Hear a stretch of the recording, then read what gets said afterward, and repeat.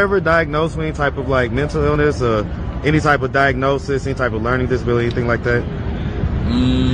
I have a crazy problem. You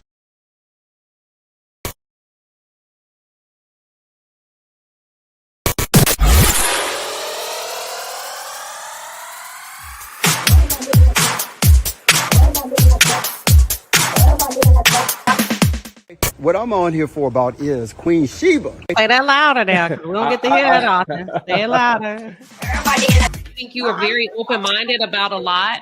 I think you haven't had an opportunity to experience a conservative relationship. Hold on. And if and when you do, come back and talk to me.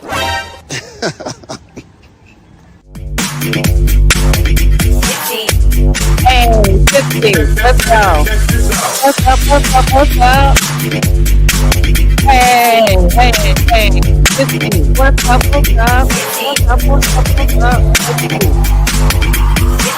Queen Sheba. Yeah. Queen Sheba. Yeah. What you don't realize is that you don't listen, man. I don't have to. You're not my daddy. I don't have to. I'm not daddy.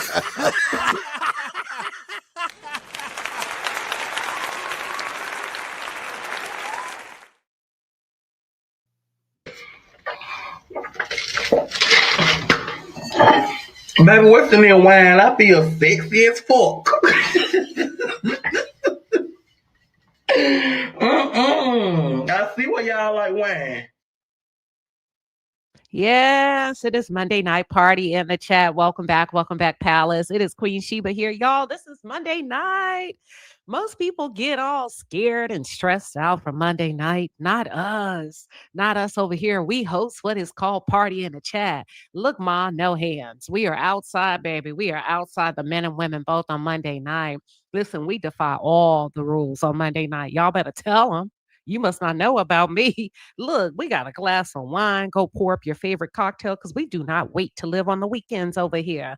Life is every freaking day over here. So tell your boss to get the hell up off your back because it is Monday night party in the chat. Party in the chat. We're going to party like a rock star. Hey. So anywho, we are talking all things the Real Housewives of Atlanta. Y'all, we are only 3 episodes in. And K. Michelle, girl, I need you to sit your ass down somewhere. I need K. Michelle to really back up and sit down, okay? If you are new here, listen, we cover a little bit of everything. You just never know what's coming down the pipeline when it comes to the Palace. And if you're new, the Palace is you. That's those of you that are tuned in, whether you're subscribed or you just come by every now and then and honk your horn and move the hell on down the road. That's okay with us too. But listen, you're the Palace and I'm the Queen. And tonight we're going to party. We're going to have a cocktail. Like I said, tonight I'm doing Chardonnay. I went and got some Chardonnay. I'm having a glass of Chardonnay. I asked my husband, would you have a glass of wine with me? He said, sure. He's having a glass of Chardonnay. Y'all, I went and got some pho. Black folks call it pho. I got me some pho. I got me some spring rolls. I had 2 of those. I'm good to go. You're not interested? Well, you can log out. So that's the good thing about us, Wendy. Wendy say, I'm not interested in these. That's okay. You can log out. See, we cover a little bit of everything. And what I always encourage people to do, it's like going to a buffet, right? You don't go to the chef or you go to the cook and say, hey, I don't like egg rolls. I need you to get rid of them. Because even if you don't, somebody else do. So we serve up an array of things, but we don't remove anything from the assembly line because you just never know who has an appetite for what. But anywho, like I was saying, I got me some spring rolls. I got a glass of Chardonnay. We're going to have a good time. I have a lot to say regarding the Real Housewives of Atlanta, season 17, episode 3. I just don't know what tone I want to take. That's what I was fighting myself with. I was like, do you really want to go hard today for Party in the Chat? Or do you want to come in like a lady? Do you want to come in like a lady or you want to let have and whoop a little ass around here tonight? I think I'm going to whoop a little ass. I'm going to be a little lady. Then I'm going to whoop a little ass. And then I'm going to just see. Okay? American Born said, leave K. Michelle alone. She is bringing in. Girl, she ain't bringing nothing. She ain't but a bunch of paranoia and thoughts and voices in her head. She ain't bringing nothing but insecurities to the table. She ain't bringing nothing. And that's right. We are going to put belt to ass tonight. So if you're ready, I am. Let me take a big old gulp of my wine. Give me a second. Mm, mm, mm, mm. Mm, mm, mm, mm. Now hold on. Wow. Wow. Yes, I did.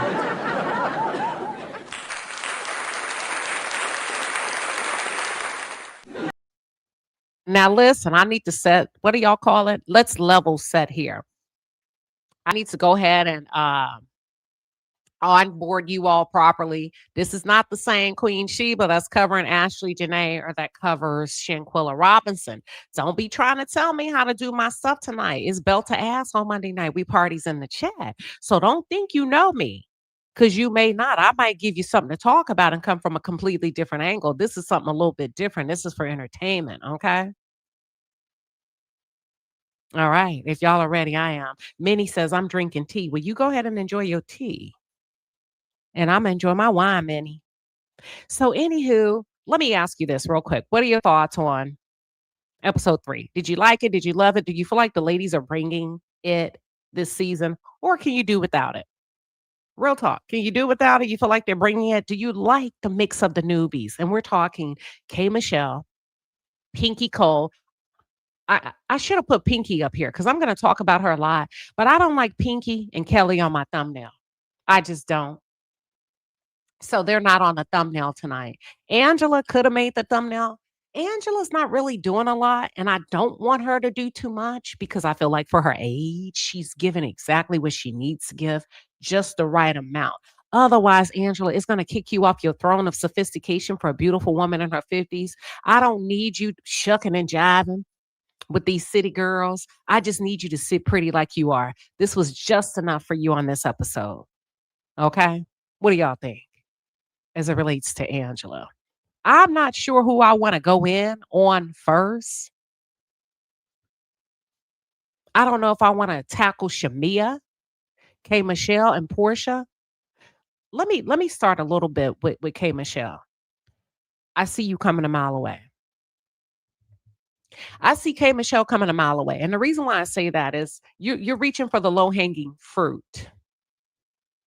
You're trying to build your story in your house off of Porsha. That's the low-hanging fruit. It's so easy to jump on I'm going to attack Porsha bandwagon. And anybody else I wouldn't say this to, but I'm going to say this to you. I kind of feel like low-key you're jealous of Porsha.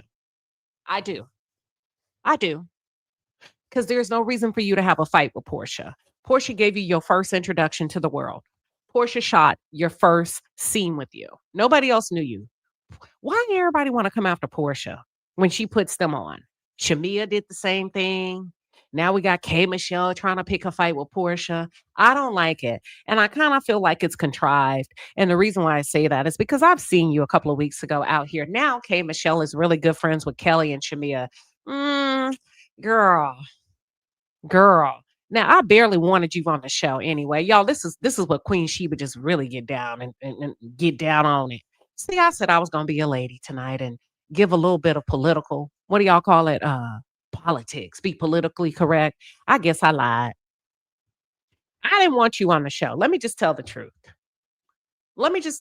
K. Michelle. I did not want you here, okay? Because I felt like it was a little bit too much love and hip-hop-ish. I felt like you weren't going to be able to contain yourself and or restrain yourself, and I feel like you're out of your league. And yes, you have the money to show up with the wardrobe and the hair and the glam and all of that, but it takes a little bit more than that to win over the fans of Bravo. It's a very sophisticated audience, if you ask me. We're very diverse. Not only do we watch The Real Housewives of Atlanta, we also tune into the Beverly Hills franchise, the OC, Rhode Island, Salt Lake City. Then we may go over yonder downtown and watch a little bit of Summer House, Winter House, and hell, if we feel like swimming, we go below deck. Is that all right with you? And I really don't think you're that diversified to be able to take what comes with your blessing, because you said it was a blessing now. You didn't took your behind down there and sat with Jason Lee and you said it was a blessing, and how dare we hate on you? as a Black woman. How dare we hate on you? Because this is your blessing. It might be your blessing, but it's our house. We've been around way before you. So we're not going to have to get used to you. You are probably going to have to get used to us.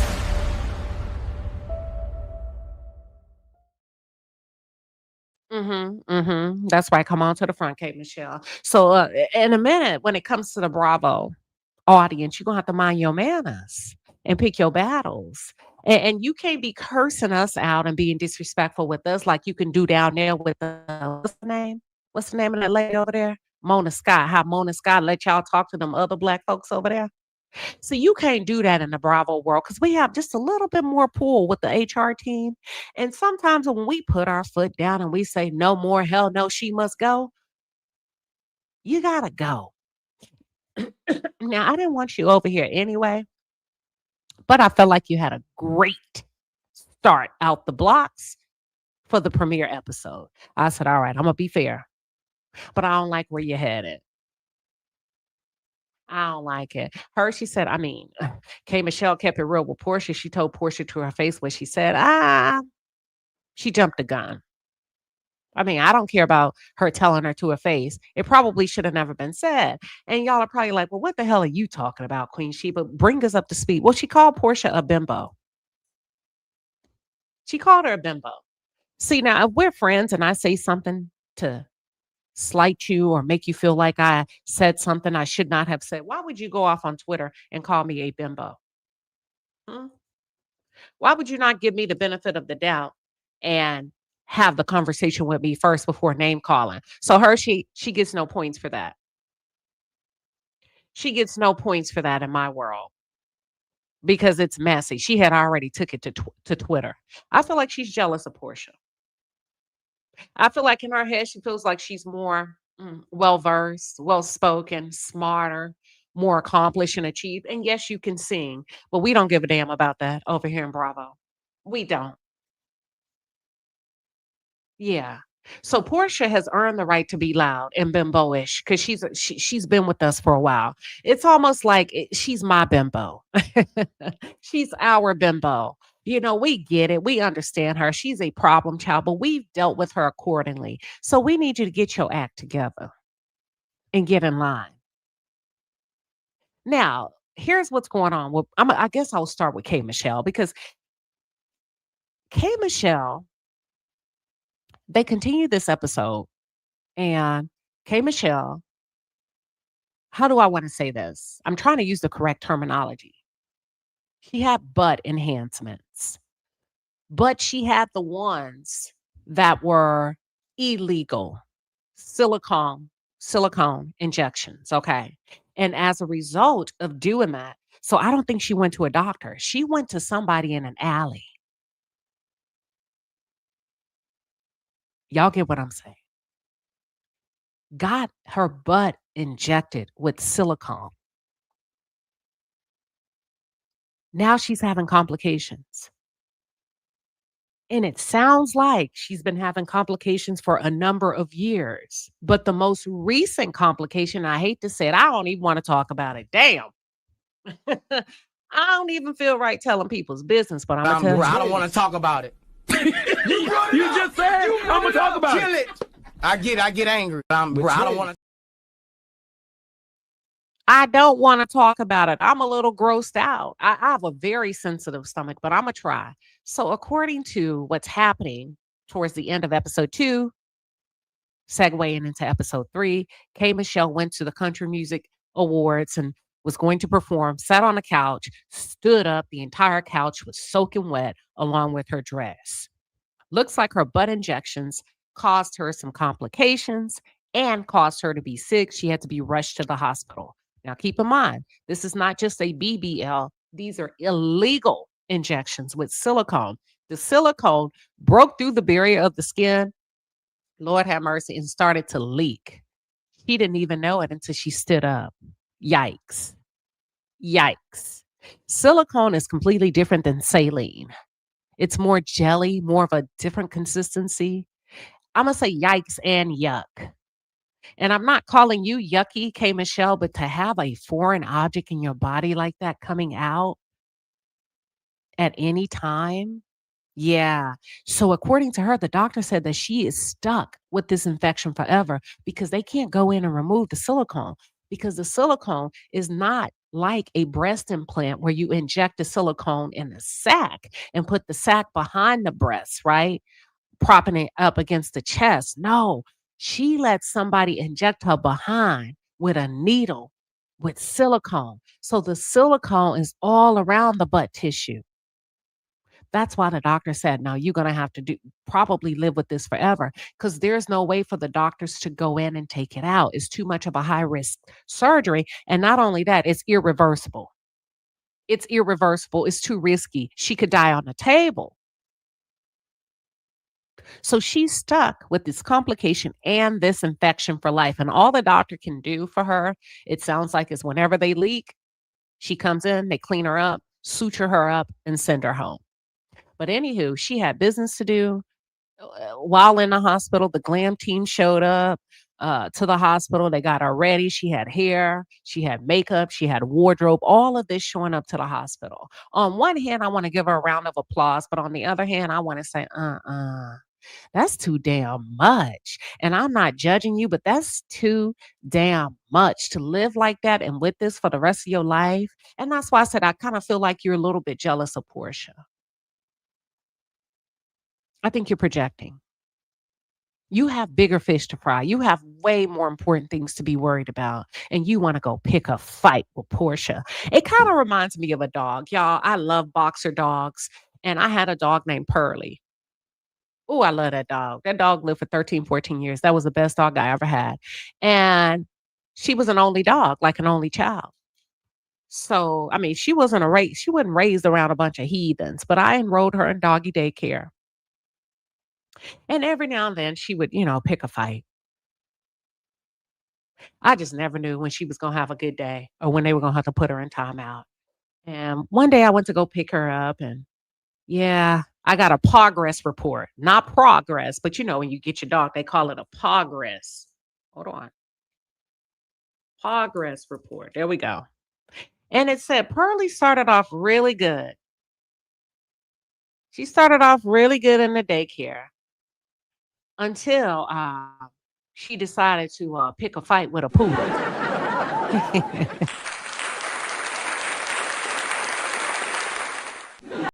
Yeah, she wanted to pick a fight with a poodle. I was so embarrassed.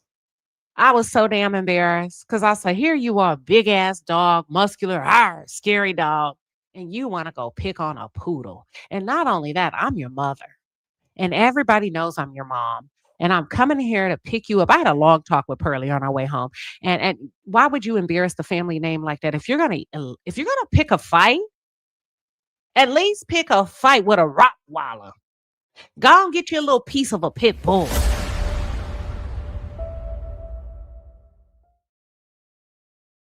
Go at a chow chow. Hell, at this point, I'll take a French bulldog, but you picking a fight with a poodle. And K. Michelle, that's exactly what you're doing. You picked a fight with a poodle by the name of Porsha. Girl, listen.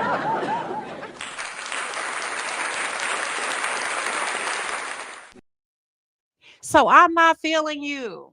That is the low-hanging fruit. You are picking a fight with a poodle. I am so sorry, but that's an easy win. That's not right. You have bigger fish to fry. Now, if you came in and went toe-to-toe with Kelly, I would say, you know what? There you go. You got a pit bull. Angela, Cynthia, anybody else but a poodle? Nah. I can't respect it. I really can't. So anywho, I said, this girl is battling with insecurity so much so she want to pick a fight with a poodle. And K. Michelle, it shows every time you quote unquote clap back publicly on social media. Your clap backs are a little bit different, boo-boo. They're a little bit different. And I feel like it has an undertone. Some of your clapbacks seem a little laced with venom and mean girl-ish. Yeah. Yeah, there's an undertone there. Somebody said, oh, C-Max said, leave the Frenchies alone. Well, you know what they say about the French bulldogs. They say the Frenchies are like the drunk guy at the bar, always wanting to start a fight. Okay. So yeah, K. Michelle is the drunk guy at the bar. Porsha is the poodle. And I hope whatever it is that you're dealing with, K. Michelle, that you work it out before next season. Because I don't know if I can give you 2 seasons if you continue on this path. You got health issues. It's just a lot going on with K. Michelle. But she showed up. So I got to give her credit for that. She showed up to work. But she got a bite to her that makes her less attractive for the show. Not physically, but just as a main cast member and as a housewife. Let's move on. I guess we'll talk about Drew. I just want to give Drew a 5, 4, 3, 2, 1. And I want to give Angela a 5, 4, 3, 2, 1. So they met up real quick, Drew and Angela, right? They sat, they chatted a bit. But I'm glad they did. Because with them filming their scene together, I feel like we learned something. We learned something new about both of the ladies, about both Drew and Angela. First of all, we learned that Angela lost $2 million in real estate. Valerie say poodles can fight back. I think it's the hairstyle and the way they're, they got the fluffy hair and the way the hair is trimmed and the baby hair and all of that. You just don't want to be fighting with a poodle, period. They don't show up to fight. They show up to be looked at, admired, makeup, like Porsha, heels and dress. Poodles don't be up in here trying to fight. That's all. Now, let me get back to my scene with Drew and Angela. So Angela's lost a lot of money in the real estate. $2 million is a lot to play with. In the world of corporate where I play, in the spaces that I play, we say you want to learn quick and dirty. What that mean? Quick and dirty. No expensive lessons. How in the hell you lose $2 million? 4 houses, neither of them sold. As a result, she lost $2 million in the real estate industry. I'm talking in 12 months. So we also learned that she repaired her relationship with her daughter. She has a daughter named Amari, who's about 24 or 25. A couple of years ago, her daughter went off behind her back, y'all. Tell me, how would you feel about this as a parent? You have a 22-year-old, 23-year-old. If your child got married and didn't tell you, would your feelings be hurt? Well, Angela's daughter got married, didn't tell her mom. And not only did she get married, she married a girl. She married same sex. So she and Angela have had some problems in the past, but it seems like they've made up in this scene. So we learned that, okay, you lost a lot of money, but you've made up with your daughter.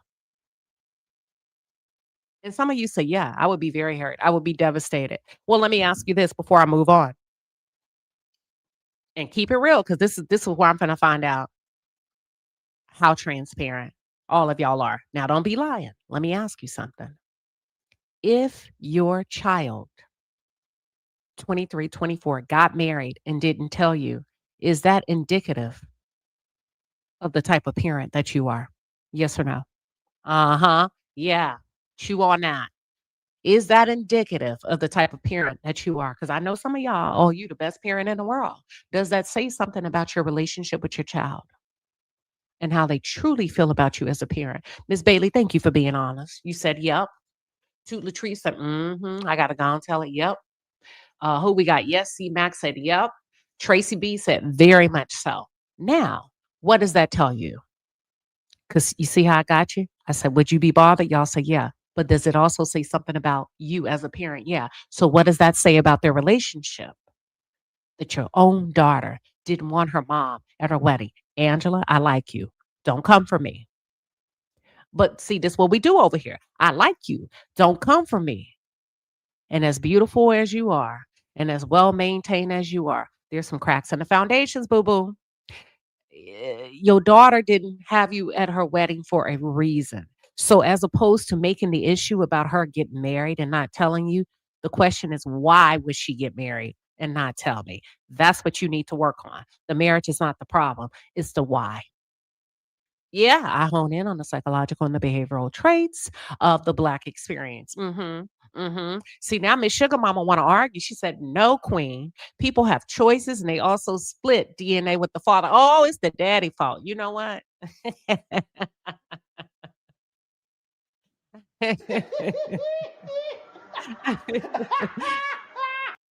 Oh, it's the daddy fault. Well, who is the daddy? Who is the daddy? Okay. That was a good one. I'm gonna let you have that one. I'm gonna let you have that one. You right. Because a lot of these men out here, you right. Let me take a sip of my wine on that, child. That was a good one. Hold on.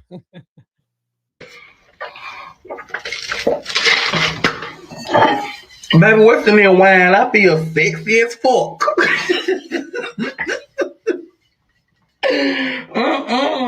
I see why y'all like wine. I see why y'all like that wine. Listen. Okay, we're gonna leave that alone. I'm gonna put that down for you, Miss Sugar Mama. Let's talk about Drew Sidora. I like Drew, but Houston, we have a problem. Drew, there's a lot going on with you because recently Drew just lost primary custody of her children to her estranged husband. Now, here's what we found out about Drew in this scene. Drew has acting gigs that she claims pays the bills. See, the judge had just ordered Drew to get out the marital home by May 31st. And Drew responded to the judge's motion and said, Your Honor, I can't get out. I don't have any money. I don't make enough money to get a viable place to live for me and my son. And if you enforce this order, we're going to be homeless. But hold on, Drew, because in this scene, you said you are flying out for acting gigs and you make enough to pay the bills. But she also said that it's a time guzzler. So if we look at the reason that the judge took the kids away from Drew and gave them to her estranged husband, the reason on the court documents, y'all, they said the kids were not going to school. They had so many absences that the school threw a red flag, contacted authorities, and the judge intervened and said, hell no, you can't even have primary custody of your kids. Here's the caveat. Drew and her husband live in the same house. He lives in the basement. She lives in the upper portion of the house. So when Drew started talking, I started listening because I'm like, I said, okay, we finna figure out why these kids are late to school. And I like Drew. Keep that in mind. So Drew says that her acting is a time guzzler because she flies straight into set, works well into the wee hours of midnight, and then tries to catch a flight back to Atlanta. Now, I'm guessing that by the time she gets home to Atlanta, it's probably after 8 a.m., 9 a.m. And it seems like the husband wasn't helping her on her days to get the kids ready for school. So the kids were missing school. And as a result, she lost custody of the kids. I think you were getting back too late to get them ready for school. Now, for the men that are in the chat or the women, do you feel like mothers are being punished for having not traditional, but untraditional jobs? Because we know Todd tried to do the same to Candy and punish her. And he asked for primary custody of their kids because he said, listen, she ain't home. She flying all around the world working. I am playing daddy daycare. Do you feel like it's fair? Or do you feel like this is completely different? Nah, hell no, Queen Sheba. We can't even use Drew as an example because when your kids don't go to school, we don't care what you're doing. You have become negligent in your parenting. Okay. Tracy B said that's trifling on Ralph's part. If he's in the house and she's coming in on the flight and he's not getting the kids ready and he's allowing them to miss school to prove a point in court and get primary custody, do y'all feel like the man is wrong? Or do you feel like, hell no, I would do the same as a woman? Darnett says, didn't she say Ralph makes more money? Yes, he does.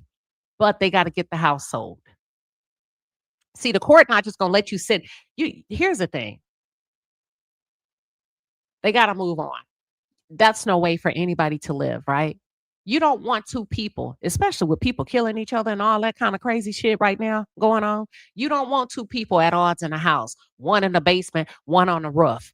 It just ain't a good look. And Drew, that's why I'm kind of questioning, are you okay? Drew, are you okay? Drew, are you okay? Are you okay, Drew? Because why, as a woman, would you want to be in a home with a man that you have somewhat indicated as narcissistic? Diabolical. I wouldn't be able to sleep good knowing that a man is in my basement. I wouldn't want to be there, but I'm not Drew. Now we dealing with Atlanta where people are posers and shakers and movers and child trying to keep up with the Joneses and staying in a big house just to say I got a house, staying with a man because like Betty Ratty says, don't blame Mr. Charlie. Mr. Charlie is just a man and he's doing the best he can. And I heard him say, don't blame Mr. Charlie. Mr. Charlie is just a man and he's doing the best he can. That's why I still love him like I do. Yes, but you still do me like you do. And then she goes on, say, I know that you know it's true.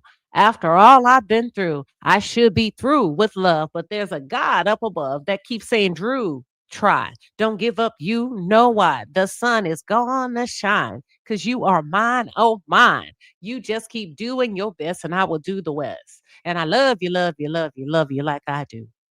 That's why I still love him like I do.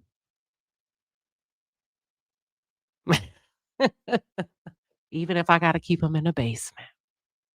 That's what it's giving. Even if I got to keep him in the basement. Drew, get your ass up out that house and go get a townhouse. Get your ass up out that house and go get a damn townhouse.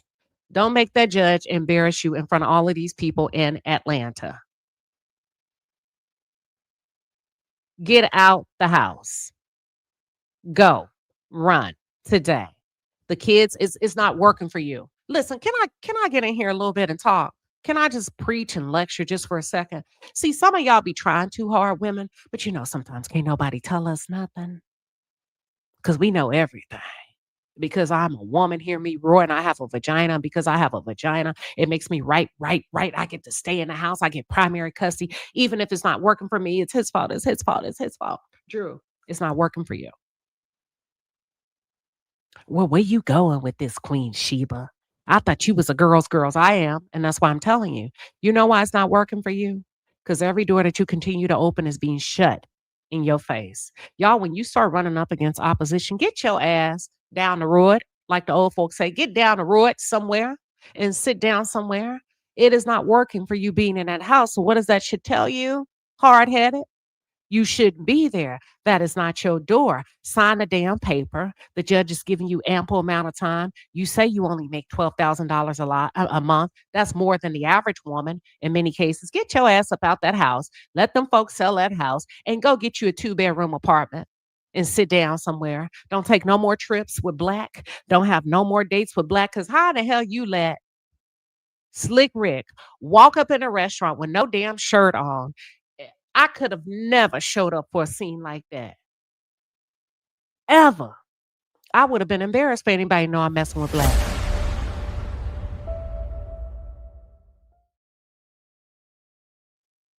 Everybody don't need to know everything. Now, that's one of them people you let through the back door and you make sure he leave before sunrise like Boaz did Ruth. Like Boaz did Ruth. You don't remember? He got up. He said, it's the perception of it, Ruth. I need you to go before sunrise, before they think we're sleeping together. Get the hell up out of here, Black. Girl, we should have never seen Black on a Zoom call. We should have never seen Black in a restaurant. Black should have faded into black. If you messing with Black, we should have never known. That is not something you write home about. That was a joke. I'm embarrassed for you. I'm embarrassed for you. Listen, I almost turned the channel. I did.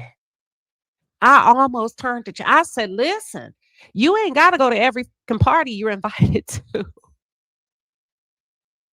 You ain't got to like everybody that like you back.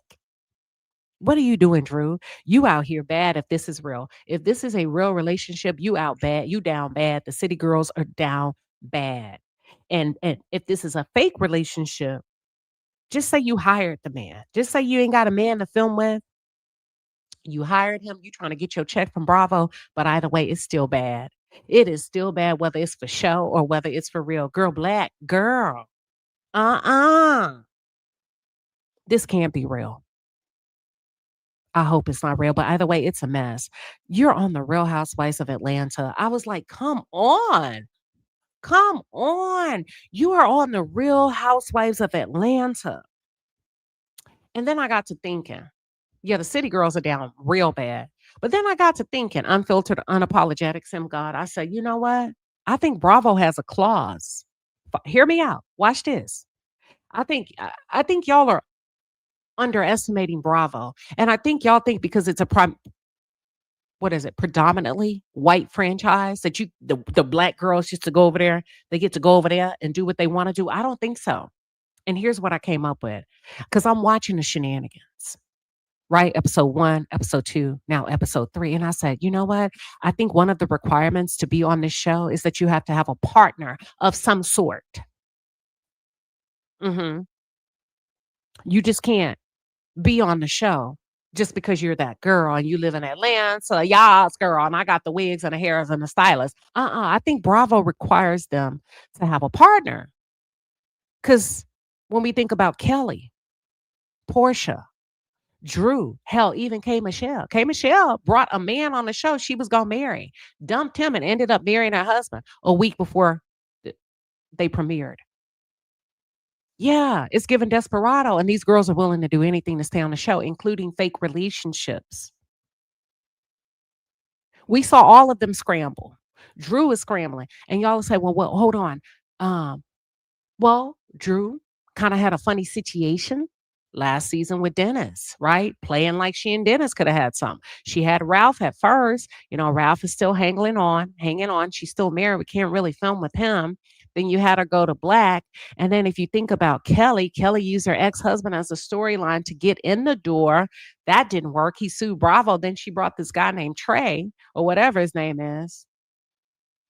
Yeah. I think Bravo's not playing with them. And Shamea, you are barely hanging on by a string because you see Gerald is starting to show up in these scenes and he's not wanting to be there. We're going to get on that in a minute. I think I'm just warming up. Porsha found her stride. Porsha went and got her a woman. She couldn't find a man. Porsha couldn't find a man. So she went and got her a woman. Bruh. Did I lie? Listen. Thank you, Wanda, the nurse advocate. Thank you for the $10 super sticker. You said Ralph is narcissistic and Drew needs to move on out now, like yesterday, if she's smart. So if you just think about what I just said, I think the heat is on. I think the pressure is on. I think Bravo is asking the girls to step up. That's why you see all these weird ass Dusties, these Pookie and Ray Rays being featured. And I can't stand a woman that likes to take her man to work. Why are these women taking these men to work that they are not really dating? Child, let me move on. I don't think Kelly should be on the show. I'm going to leave it at that. I still don't know what her storyline is other than Porsha. That's it. That's all. So the girls, let's get into K. Michelle. So they set up a spa scene. You got Cynthia, Phaedra. Oh, I forgot to put Phaedra in that equation. You got Cynthia, you got Phaedra, you got K. Michelle and Porsha. They all go to get their nails done, right? Trey says, my God, today. Look, did I lie? They go get their nails done. And this is how production set it up. See, you got to look at who arrives first. That tells you a lot about who's going to lead the scene. They had Porsha to arrive first, then Cynthia, then Phaedra, and K. Michelle came last. So then Cynthia, production threw the ball to Cynthia. Cynthia is the one that segued the conversation and say, hey, K. Michelle, give us an update about what's going on with you. We know you're having some problems. We just don't know what. Cynthia opened that door.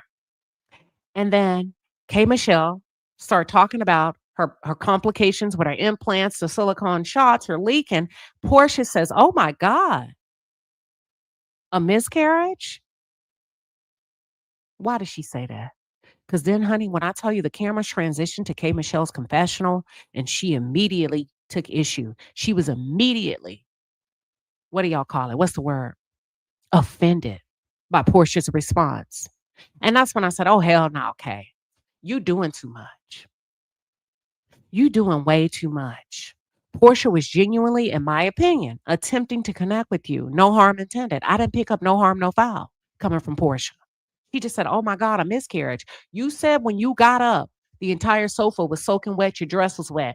Most women, she just said, oh my God, a miscarriage? You know how you in a conversation and you say, oh my God, you trying to guess. She didn't like that. She took up issue with that. I'm not understanding where she's going with this confessional thing. And I think I know where you're going. And that's why I say I don't want K. Michelle on the show. You go too fucking low. Excuse my language. You go too low. Y'all didn't catch what she did. I caught what she did in her confessional. What she said in her confessional in response to Porsha's question is what she said was, my hot pocket is intact. I don't have miscarriages. That was a shade. She unloaded the clip on Porsha, who she knows has had multiple miscarriages. Y'all didn't catch that. She unloaded the clip unnecessarily because Porsha wasn't coming at you like that. And that's why I say I don't know if the Love and Hip Hop people are a good fit for the Bravo people, because we don't really be attacking each other like that. Porsha wasn't coming at you like that. It was very innocent. It was very empathetic. It was a safe place. You wouldn't have to go in your confessional and insinuate that her hot pocket is broke and allude to the fact that women that have miscarriages have vagina problems. But I know you were coming at Porsha. It went over y'all's head, but it landed in my lap. It landed in my lap. See, and that's why I say, K. Michelle, you have a dark undertone sometimes, and you don't give people the benefit of the doubt. Porsha wouldn't try to come at you boo-boo about a miscarriage because she's had many of them. I don't think she would be insensitive to that. And not only that, she started sharing her personal HIPAA information on camera and said, oh my God, they had to go in and open up my boobs because I was leaking. That's genuinely a woman trying to connect with you, but you so damn insecure. Can't nobody say anything to you because you're going to shake the table. Can't nobody say nothing to you. Can't nobody attempt to connect with you because you are over reading the room with nobody in there. It was a private spa day with nobody in there but your Black sisters, your castmates, nothing but queens in there. You was safe. And if you wasn't, Porsha asked you, do you want to talk about it? Making sure you was good on camera. They normally don't do that for nobody. They gonna air your damn business out. But because of her affinity to you, because of her proximity and relationship to you, Porsha checked to see if you even wanted to talk about the shit on camera because she was willing to run interception for you. Y'all get what I'm saying? Thank you, lovely D's. You reach. You still angry. You done got married now. You at the Country Music Awards now. You on the Real Housewives of Atlanta now, and you still fucking mad? You still angry, shaking the table? You still picking fights with poodles? What the dog doing? What the dog doing? I don't know. I mean, I was like, okay, this is where the nastiness comes in. I see where you're going. You're trying to carve out a space and pick a fight with Porsha so that you can be elevated on the show. That's it. That's all. I had to get on from there. But I want to talk about Shamea. I want to take a look at something before we get into Shamea, honey. I got a lot to say about Shamea. If you are sensitive and you ride for Shamea, you probably want to go ahead and log off. I got a lot. I've said it before. I'm going to say it again. And I hate to ruffle any feathers, but I think I'm going to have to.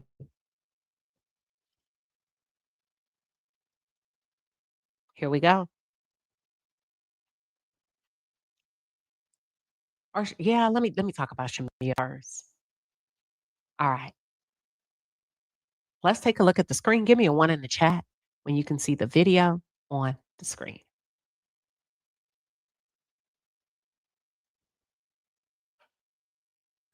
Not David. Because we're actually kind of matches. Oh, I'm really tall.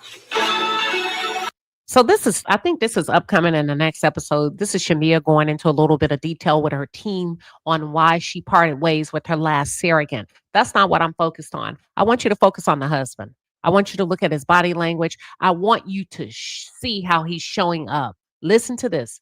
Not on camera, but how he's showing up toward his wife. Hey, how's it going? You like this dress? Yeah. I was going You see that man look away? Whether or not she wear this one or this one. Yeah.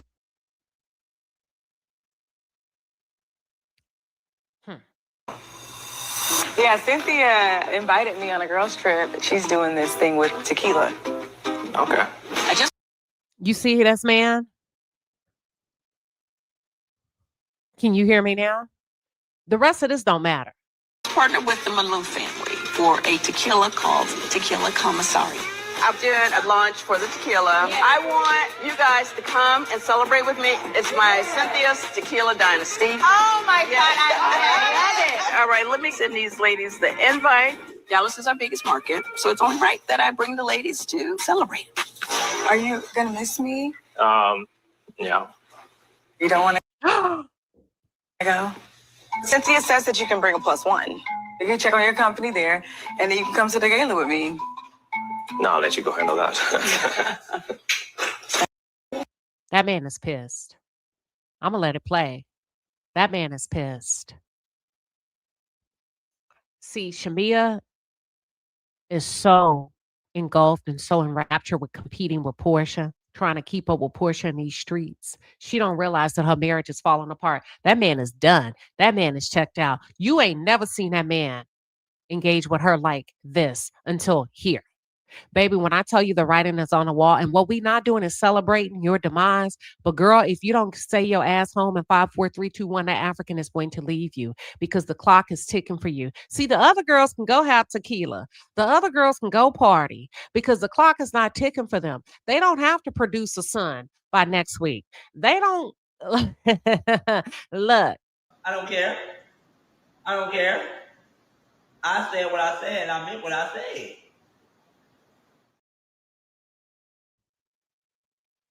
You were supposed to get that man a son, and you running the streets and got a glam team and going to a tequila tasting. That ain't what he signed up for. But I'm going to let it finish. We're going to go to the next scene, and then I'm going to get into what I need to get into as it relates to Shamea.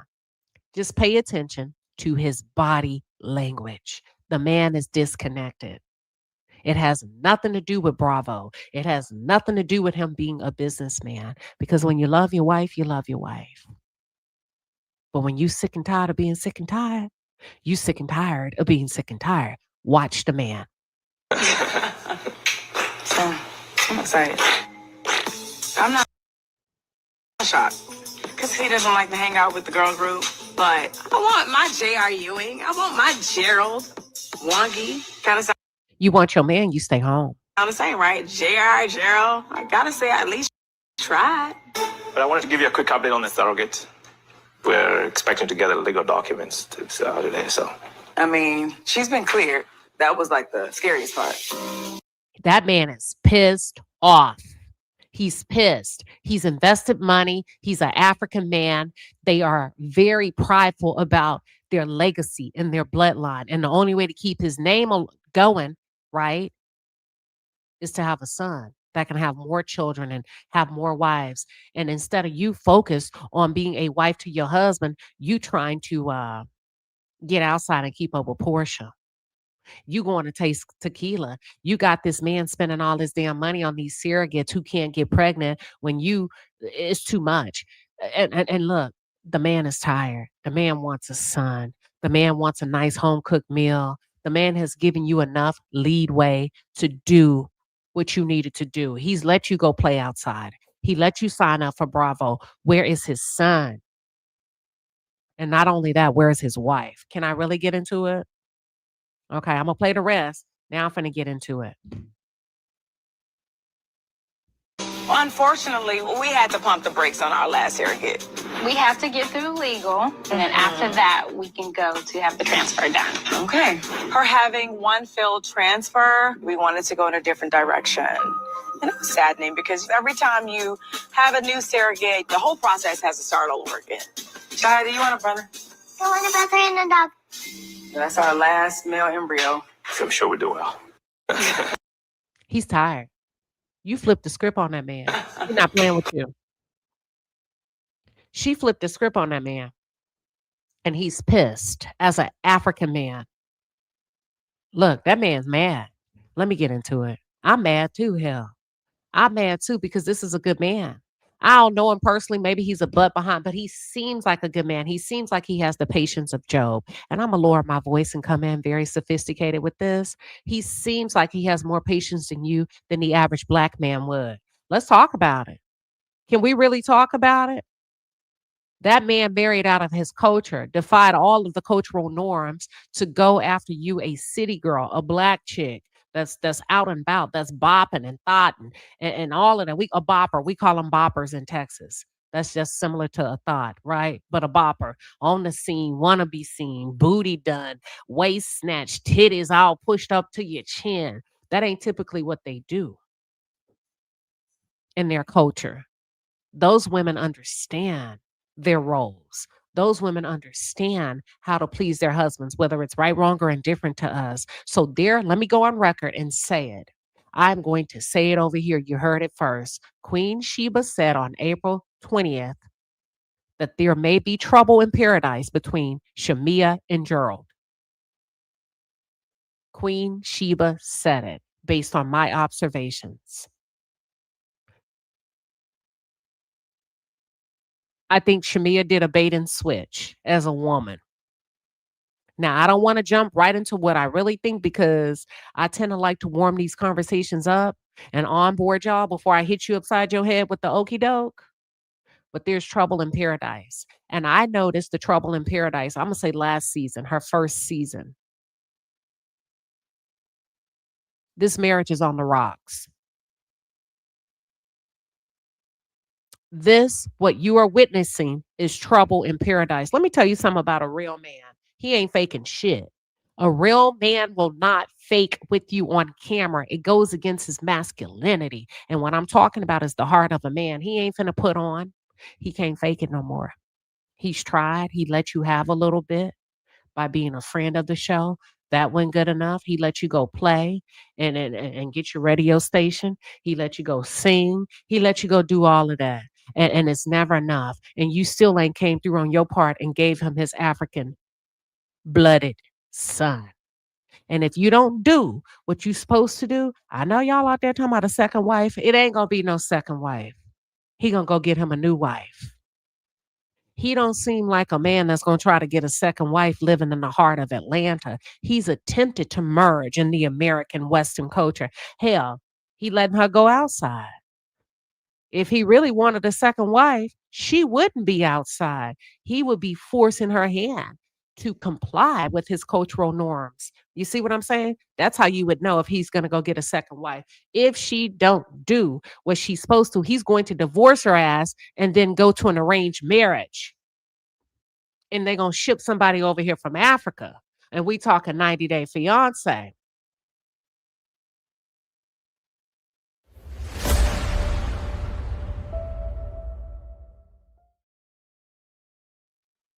And then you're going to be crying and all alone because you think the grass is greener because you're looking at Porsha. You ain't got Porsha kind of money, boo-boo. You can't do what Porsha do.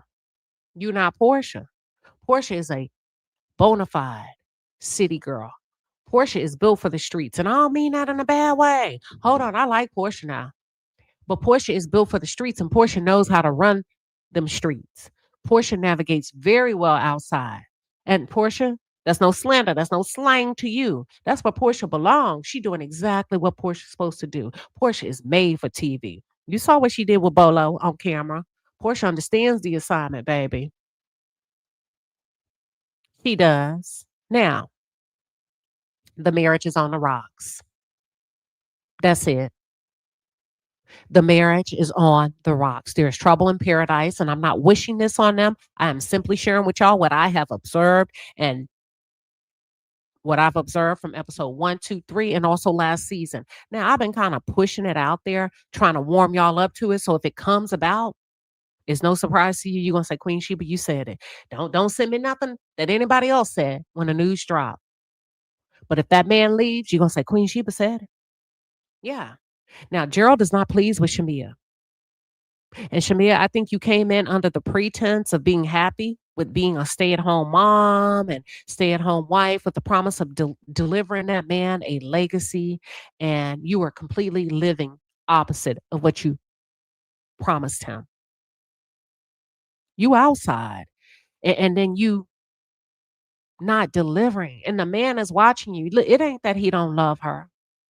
Have you ever had somebody come into your life and turn your whole damn world around, leave you upside down, and you be like, what the hell happened? I was a Christian woman before I met him. Now I'm doing freak offs. I'm in threesomes. I'm doing shots off my titties. I'm out here late at night. Girl, I used to go to bed at 8 and get my clothes out. I've been late to work. They say if I'm late again, I'm going to get fired. She has changed this man's entire world. She has turned his life upside down. That's not what that man signed up for. That's not why that man goes out and make millions of dollars to have a wife that's in the streets. It's a bait and switch. You live in opposite, and your husband doesn't like it. And now you're trying to be this great businesswoman. What's the point of him working if you're going to compete with him? Oh, y'all ready? Are y'all ready? Pull up a seat. Watch this. Your husband don't like what you're doing. It's all over his face. Sharonda said, I hope not. Well, it's on her. We all write our destiny. We all pick our poison. We all choose how we show up. It's on her. You watching this girl ruin her marriage for a little bit of fame, for a little bit of television time, for a slot on the show, just to say, girl, just to compete with Porsha. You can't compete with Porsha. This is Porsha's job. Porsha was here before you pulled up. And if the truth be told, can I just be honest? You don't even belong on this show. Yeah, I said it. She don't belong on this show. And it has nothing to do with if she's a good housewife or not. It has nothing to do with that. Do you belong where your best friend work? For those of you that are tuned in, maybe your best friend is in the aviation industry, oil and gas industry, hospitality industry. It's no different than you trying to go up there and work on the same job that your friend is on because your friend is there. You don't belong on that show. It's not working for you. That's not your calling. That's Porsha's job. And just because y'all are friends, don't mean that you should be a housewife alongside her. I know a lot of y'all say, well, it's her job to bring her friend on. No, it's not. It's her job to qualify. And she's on and she still can't pull her weight. She's still not showing up. She's still not getting the blessings of her husband. And I said what I said. Oh, yeah, I see you, Trey Tomato. Oh, my. She don't belong there. Yeah, I told you I'm going to piss some people off tonight. Too many y'all are pocket watching, destiny swapping, thinking that what belongs to somebody else belongs to you.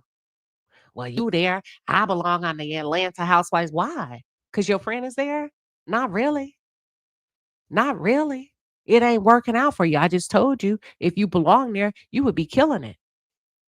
You would be killing it. Everything would be in alignment. Your husband would be showing up. Girl, that is not your door. Never was your door. I know, Trey. I'm just using you as a form of a little bit of entertainment. I know.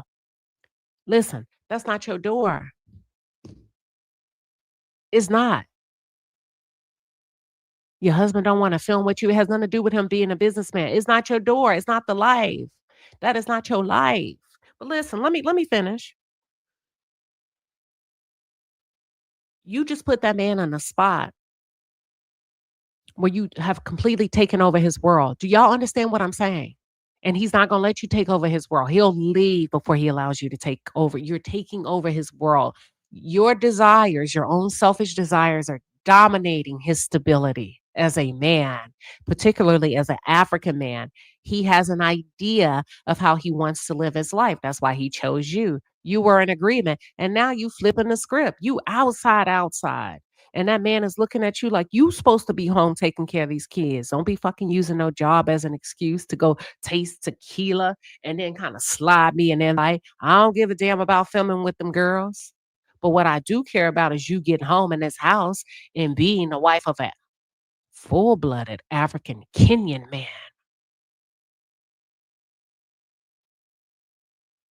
When you put a man on the spot where you're trying to take over his world, only one or two things are going to happen. He will succumb and resent you, or he's going to leave you.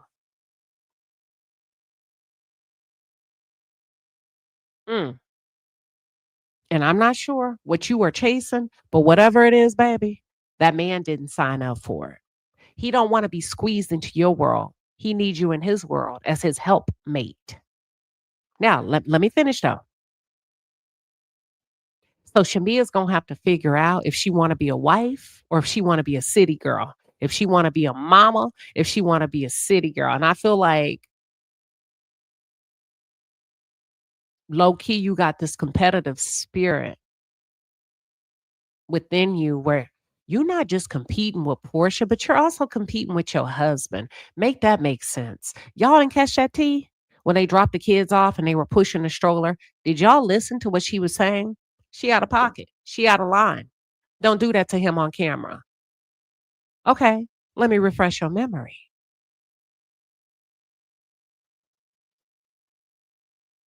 You try to engage in these big, grand business projects. You don't have to. Your husband is a gazillionaire. You trying to prove a point to keep up with Porsha. You don't have to. Porsha has to do that because she's a single woman.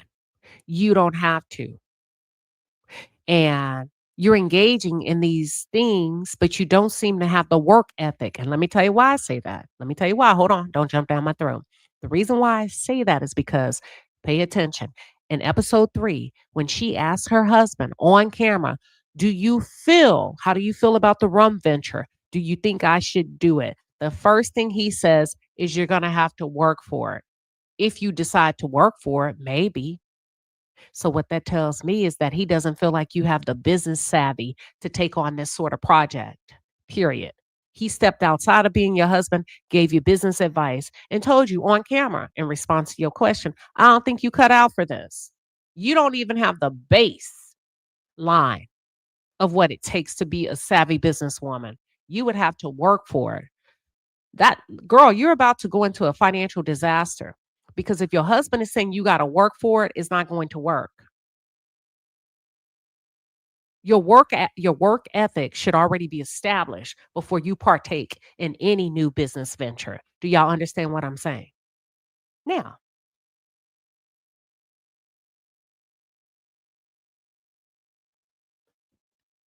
production B-rolls. This scene that didn't air, where she's in this meeting with these rum people, right? In Nigeria or Jamaica, wherever they are. And she's having this business call. And on the call, it seemed like maybe you forced your husband to take the call because he seemed like he didn't want to be there. Either you threw him on a call or you didn't have the proper questions, but he came in, he took over the call. He did a really good job. He asked the questions that should have been asked, but he was very irritated. So as the scene continues, she and her husband are walking down the hill and they're pushing a stroller, right? And she's talking to him. And I said, you know what, Shamea, you're in trouble. Golly, you're on the wrong side of the fence when it comes to the role in your marriage. You competing with Porsha, you're competing with your husband. You're talking about how your business is going to be just as big and just as great as his HVAC business. And I said, girl, you're about to be a pinky coal in the making. Why are you talking competitive talk with your husband? Don't be talking about your business is going to be just as big and lucrative as his. What are we doing? What is that all about? Grenada. Thank you, Jamie baby. Yeah, Grenada is where she's trying to establish rum territory. She's trying to pull a P. Diddy. You know, when he had his business venture in the vodka industry with DeLeon. Girl, you see how they did P. Diddy. Them Grenadians want to charge you $30 a bottle to manufacture your rum, which means just to make a profit, you would have to charge us at least $60. I'm going to get into all of that. The price point is beyond. It's out of this world. You are not ready for that type of business. They are sharks. They will eat you alive.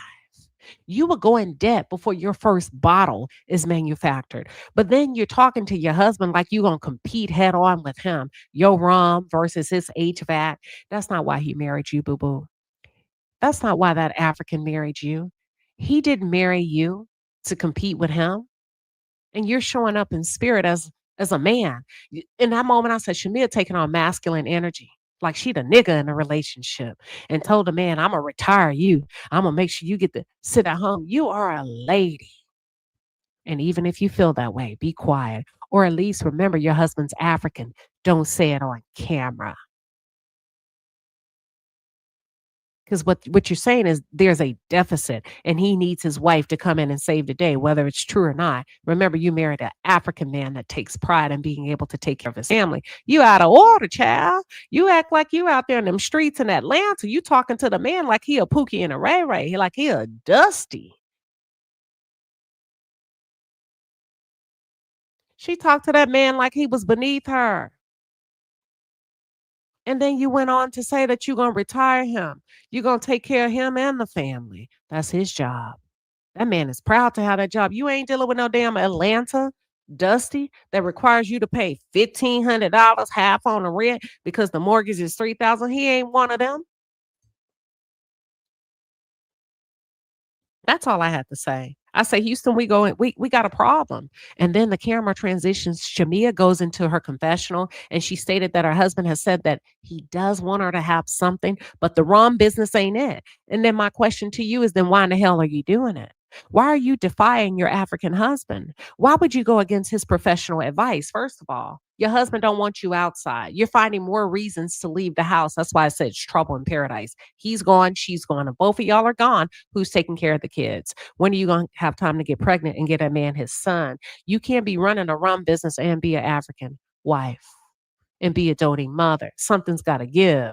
And if you don't sit down somewhere, he's going to divorce you.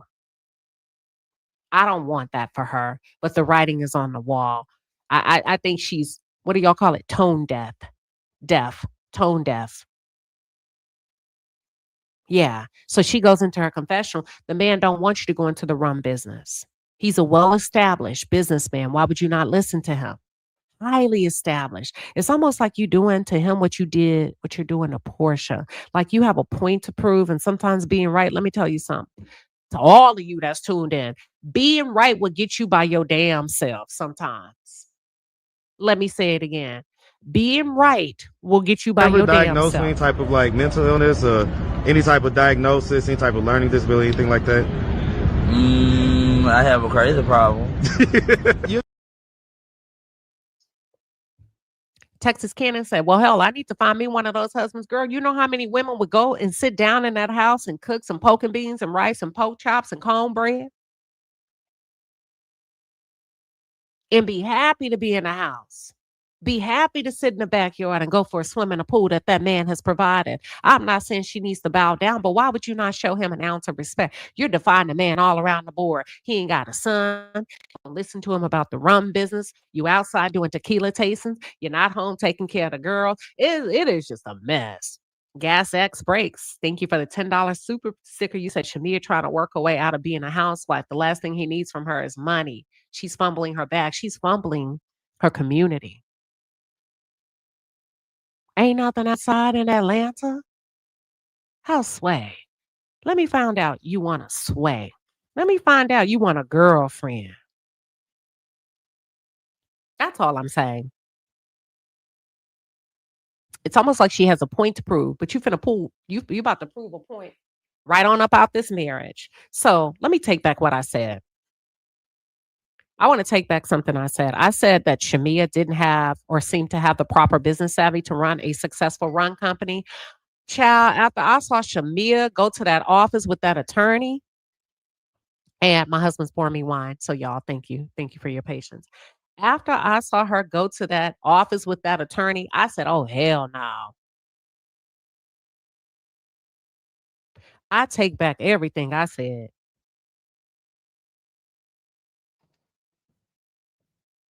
It's worse than that. Not only does she not have the business savvy, this girl wants to take a mold of her butt, of her ass, a mold of it, a clay mold impression of her butt and use it as a feature in her rum line for ass shots or shots or something like that. I said, girl, you're about to lose your husband and all you can think about is get an impression of your ass. You're about to lose your whole African husband. This is horrible, y'all. I don't know what to say. Bravo. Can I come on to help recruit for Atlanta for next season? Can I, Andy? because I'm not doing this. This girl's about to wife swap. She's about to swipe her husband out for you know what? This is horrible. I don't know what to say. It goes back to the Target. Oh, I know what it goes back to. Did you see how that man was looking? Did you see how that man was embarrassed? Because you playing with that man in Atlanta. That he didn't want to be in that office with you. That man probably does great business ventures. You in there playing on the phone, asking stupid questions that you should have done research yourself. Oh, well, then, girl, you're supposed to do that yourself. Asking dumb questions. That man was embarrassed. She was unprofessional. Got up, showed her ass on the Zoom meeting. Y'all, I cannot. But look, you know what it reminds me of? Real quick, I'm going to say this. This is what it reminds me of. It goes back to the Target assessment. Do you know, like the whole thing boycott Target and we not going to do business with Target and the Jamal Bryant of it all? Because they went back and reneged on their word regarding their DEI initiatives. Do you know what really happened? Because I don't think a lot of you have background. All y'all hear is what you hear and say, okay, we ain't going there. But do you know why they pull back on it? And I think a little bit of background, the more information you have, the more informed you are. Let me tell you why Target pulled their DEI initiative. I'm going to just break it down to you in 30 seconds. They were on board, and then they changed their mind.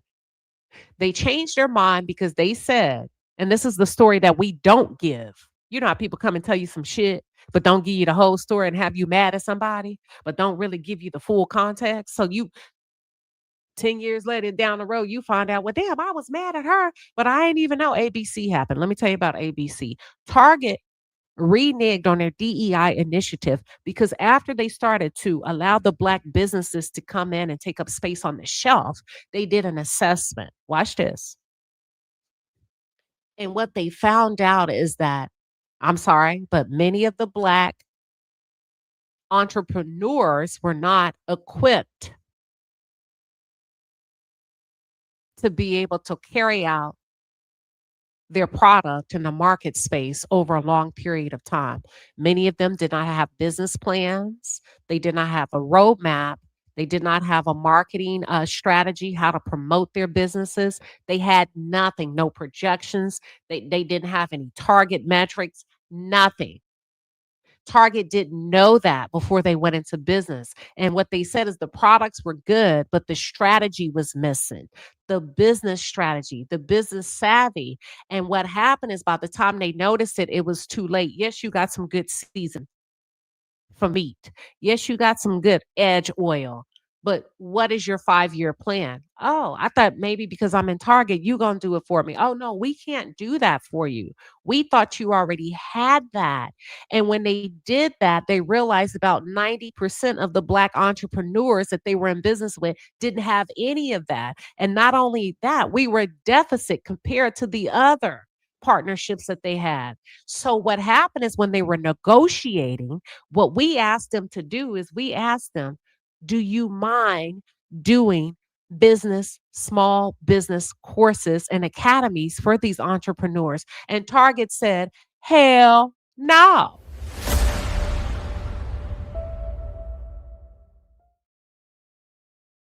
I'm not agreeing. I'm not disagreeing. I'm just giving you the context of the full story. Target said, hell no. We've already lost millions of dollars by having their product on the shelf because they are geared towards Black consumers. Typically, we sell products where everybody can buy, but we didn't know. We thought we were winning over an audience. We didn't know that we were,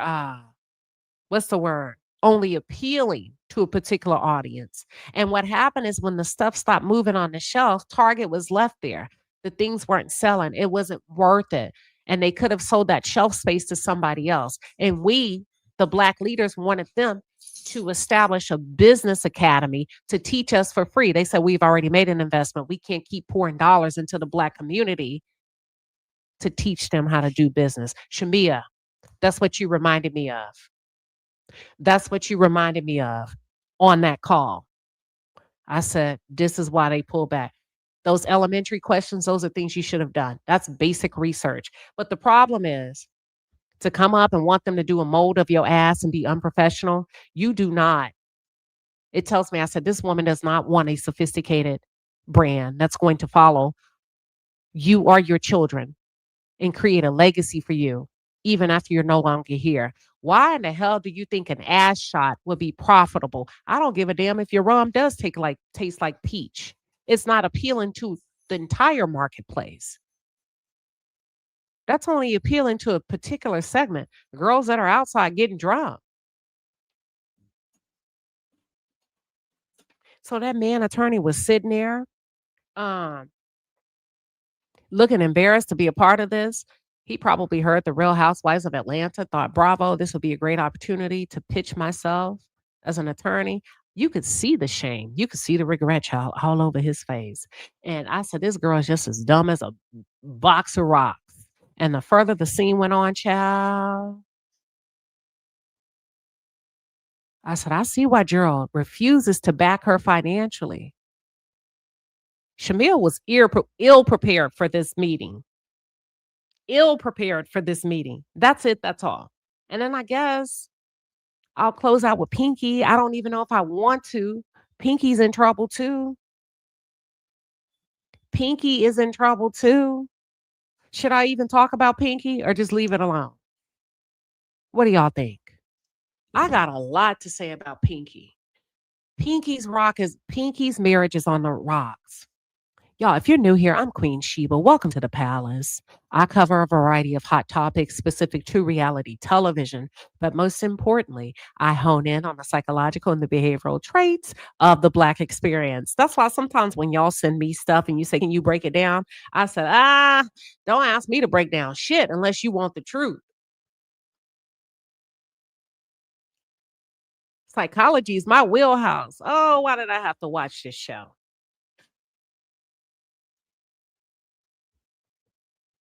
Shamea's marriage is on the rocks, and so is Pinky's. Let's get into it. Y'all said go ahead and cook. Let's get into it. Pinky had a bankruptcy meeting. What we did know is K. Michelle had accompanied her to that meeting. They didn't show that. They showed it later in a B-roll, but K. Michelle was there as her support system, but we just didn't see her on camera. So Pinky, let me say this, because I get tired of hearing it. I'm sorry, y'all are wearing this damn word out. A Black business owner. I'm a Black this. We can see that. I can see it. We know you Black. We can see you Black. So every time you talk about your business, you don't have to keep telling us that you're a Black businesswoman. I think everybody here understands that when we watch the Real Housewives of Atlanta, everybody's Black. You don't have to say that, boo-boo. It's losing its luster. It's losing its power. We get it. Okay? That's all I'm saying. We get it. So, first thing I said, Pinky, where did you go wrong as a businesswoman? And let me tell you why I'm saying that. Because I heard you in this meeting, you blamed your previous counsel, and then you blame your CFO, your chief financial officer. Because here's the thing, y'all. When you are an entrepreneur and you're winning, you get the credit. But here's the thing they forget to tell you. When you're losing, you get the responsibility of the loss and you need to take accountability. I don't like that. Because when you talk about the upside of Slutty Vegan, yeah, I did that. I'm the first entrepreneurial Black woman. I'm this and this and that. And I made over this and I opened this location. Okay. But on the flip side of that, you got to take responsibility from the fall and the loss in business and the $20 million loss. You can't claim the good part and then put the blame on somebody else. You are fully responsible. And if you take credit for the wins, then you have to take credit for the losses, period. Anybody, y'all understand stock and investments, right? Companies don't come out and say, we've gone down 6%, but it ain't my damn fault. It ain't my fault. I wish shit. Listen, let an energy company tell you it ain't their fault. Let an airline company tell you it ain't their fault. You be like, well, whose damn fault is it? You the CEO? Let a healthcare corporation tell you it ain't their fault. And that's what Target was saying. They said, we're not business savvy because we don't understand how business works. You get credit for the wins, but you also get credit for the losses. It's your fault when you're the CEO. It's your fault when you're the founder. It's your win when you win, but it's also your fault when it's a loss. You don't put that on your employees. That's your fault. So I said, this girl won't take credit for nothing.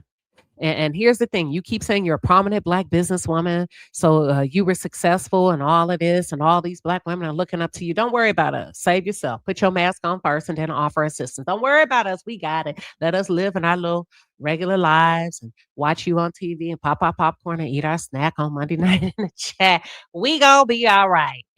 Don't worry about us. Don't worry. You go. You get out first. Okay. Bruh. Bruh. We not looking to you. We not looking to you to save us. You are right.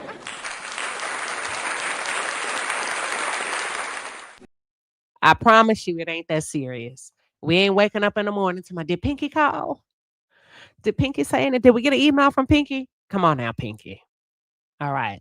So it sounds like Pinky was a personal guarantor, is a guarantor for everything. And the man said, you agree to that? Your counsel actually encouraged you to be a personal guarantor? And y'all, that's a lack of business savvy. That's a failure to do your research to understand what you are accepting responsibility and accountability for. That goes back to Target saying, these people are walking in here. Yeah, you made millions, but you have no business savvy. And just because you make millions, you are still high risk. For us, it's a gamble for us to do business with you because you don't understand business. And I know you made $1 million in a live stream in one live, but your orders are late. You 50,000 orders behind.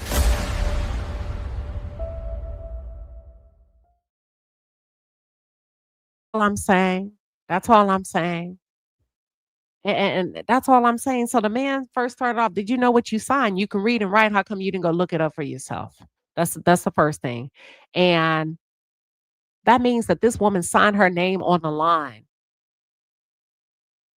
under the penalty of perjury, saying if debtors come, if the money cannot be paid, she borrowed this money, signed on the line and say, listen, whether I'm in a partnership or not. She was in partnerships. But if nobody can pay you, I will, no matter what happens. So don't be crying about them knocking on your door. And can you say bankruptcy? BACCE? No, you signed on the line for them to come after you. You volunteered yourself to pay back everything. That's a lack of business savvy. And I keep talking about the Target DEI initiative. Now, do you see how I'm showing you examples? And that's it. Pinky started in this scene. She says she's $20 million in debt. She has a $100,000 lawsuit against her because she played the Gervonta Davis fight. She played it illegally, got sued for $100K. She got sued for $2 million. Something about a liquor license. She couldn't even articulate it. So the attorney says, where's your husband in all of this? Listen to this. This is why I say the marriage is on the rocks. Where's your husband? And the woman said, well, let me tell you the reason why he's asking. When they start asking you assessment questions like this, they're trying to assess how much support you have financially. He's just trying to say, get a feel for how much support she has mentally and financially, right? So she responded, oh, I don't want to bother my husband with this. He got too much going on. This lady is at an attorney's office. She's lost $20 million. Her husband is not aware. He doesn't know she's speaking to an attorney. Y'all, these marriages are shams. Either they are shams or they are on the rocks. Or these are marriages that should have never been marriage. Pinky's marriage is on the rocks. Shamea's marriage is on the rocks. You and your husband, Pinky, are a house divided. I'm not here to talk against you. I'm only talking what I observe. The fact that you can't tell your husband you're going to see an attorney because you done lost $20 million. That man don't know you lost $20 million. The marriage is divided. It's a house divided. A house cannot stand when it's divided. That's no different than a man hiding financial problems from a woman. Y'all would say, why did he do that to her? Why did he let the house get taken? He's not a good man. She needs to leave. Same thing.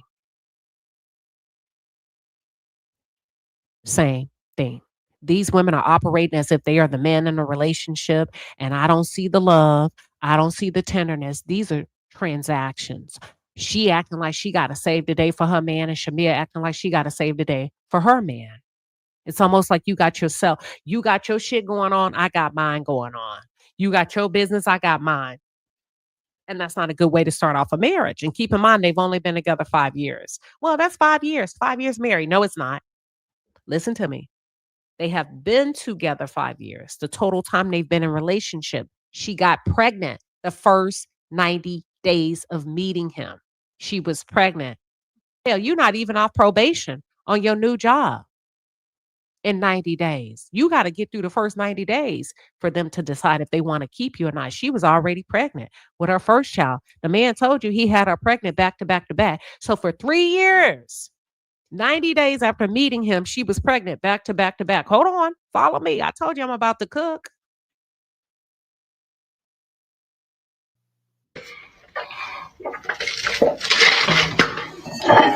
Baby, what's in there wine? I feel sexy as fuck.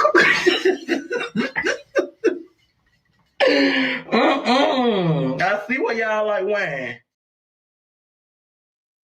Vonda Ross, thank you, Vonda. Ransom. Vonda said it ain't our fault. Oh, yes, it is, Vonda. Oh, yes, it is. Oh, yes, it is. Listen, because y'all gonna quit. Women, having a vagina does not deem you disabled. And some of y'all act like you lose your mind when you get a good piece. You know what? Queen Sheba, watch your mouth. Watch your damn mouth. I know it's party in the chat, but all right, well, let me reframe what I'm about to say. The lady met the man. Watch this. Pregnant. She met the man in January. She was pregnant by spring break.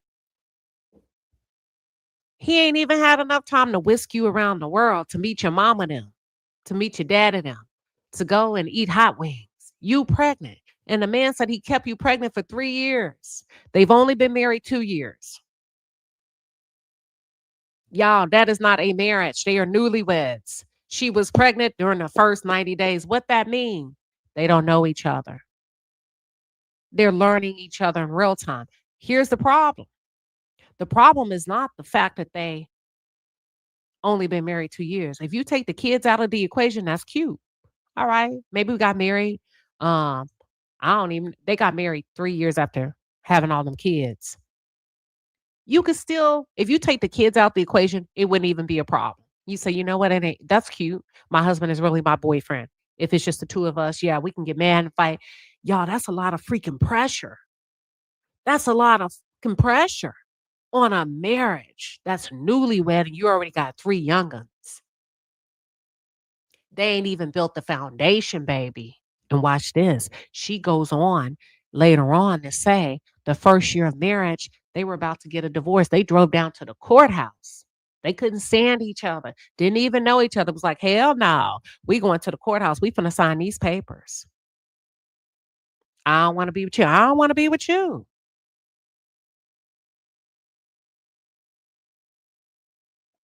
Yeah. Y'all out of control, some of y'all women. Y'all can't keep blaming these men for the dumb shit. Some of y'all are out of control. I ain't gonna lie. And we seeing it happen right here on the Real Housewives of Atlanta. And then you get mad when these men want to go. He don't know you. He never knew you. He doesn't know you. So what if you had a kid? He don't know you. A baby can't keep no man. That's why that man talking to you and calling you dominant. Did y'all hear that man sit on that couch and call that lady dominant? Let me find it for you. Let me find it for you. I'll play it right now. Give me 1 second. That man don't like her. He's trying. I think he's trying. I think he likes the kids. I think he enjoys the thought of being a successful businessman. I think he enjoys the thought of being married. I don't think he would have married you had you not gotten pregnant. That ain't no shade to you. You need friends like that that's going to talk to you and say, don't have no more kids until y'all get this right. If you down in the car running back and forth to the courthouse to get a divorce every time y'all get pissed off, sit down somewhere. Hold on. Here he go. I should have it right here. Let me see if I got it.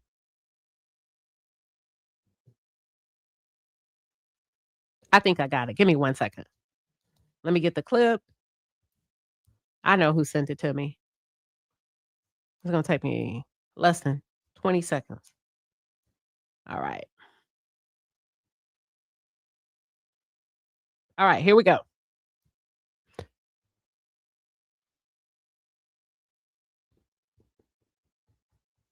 Give me a 1 in the chat when you can see my screen. Listen to this conversation that she had with her husband and how he describes her as his wife.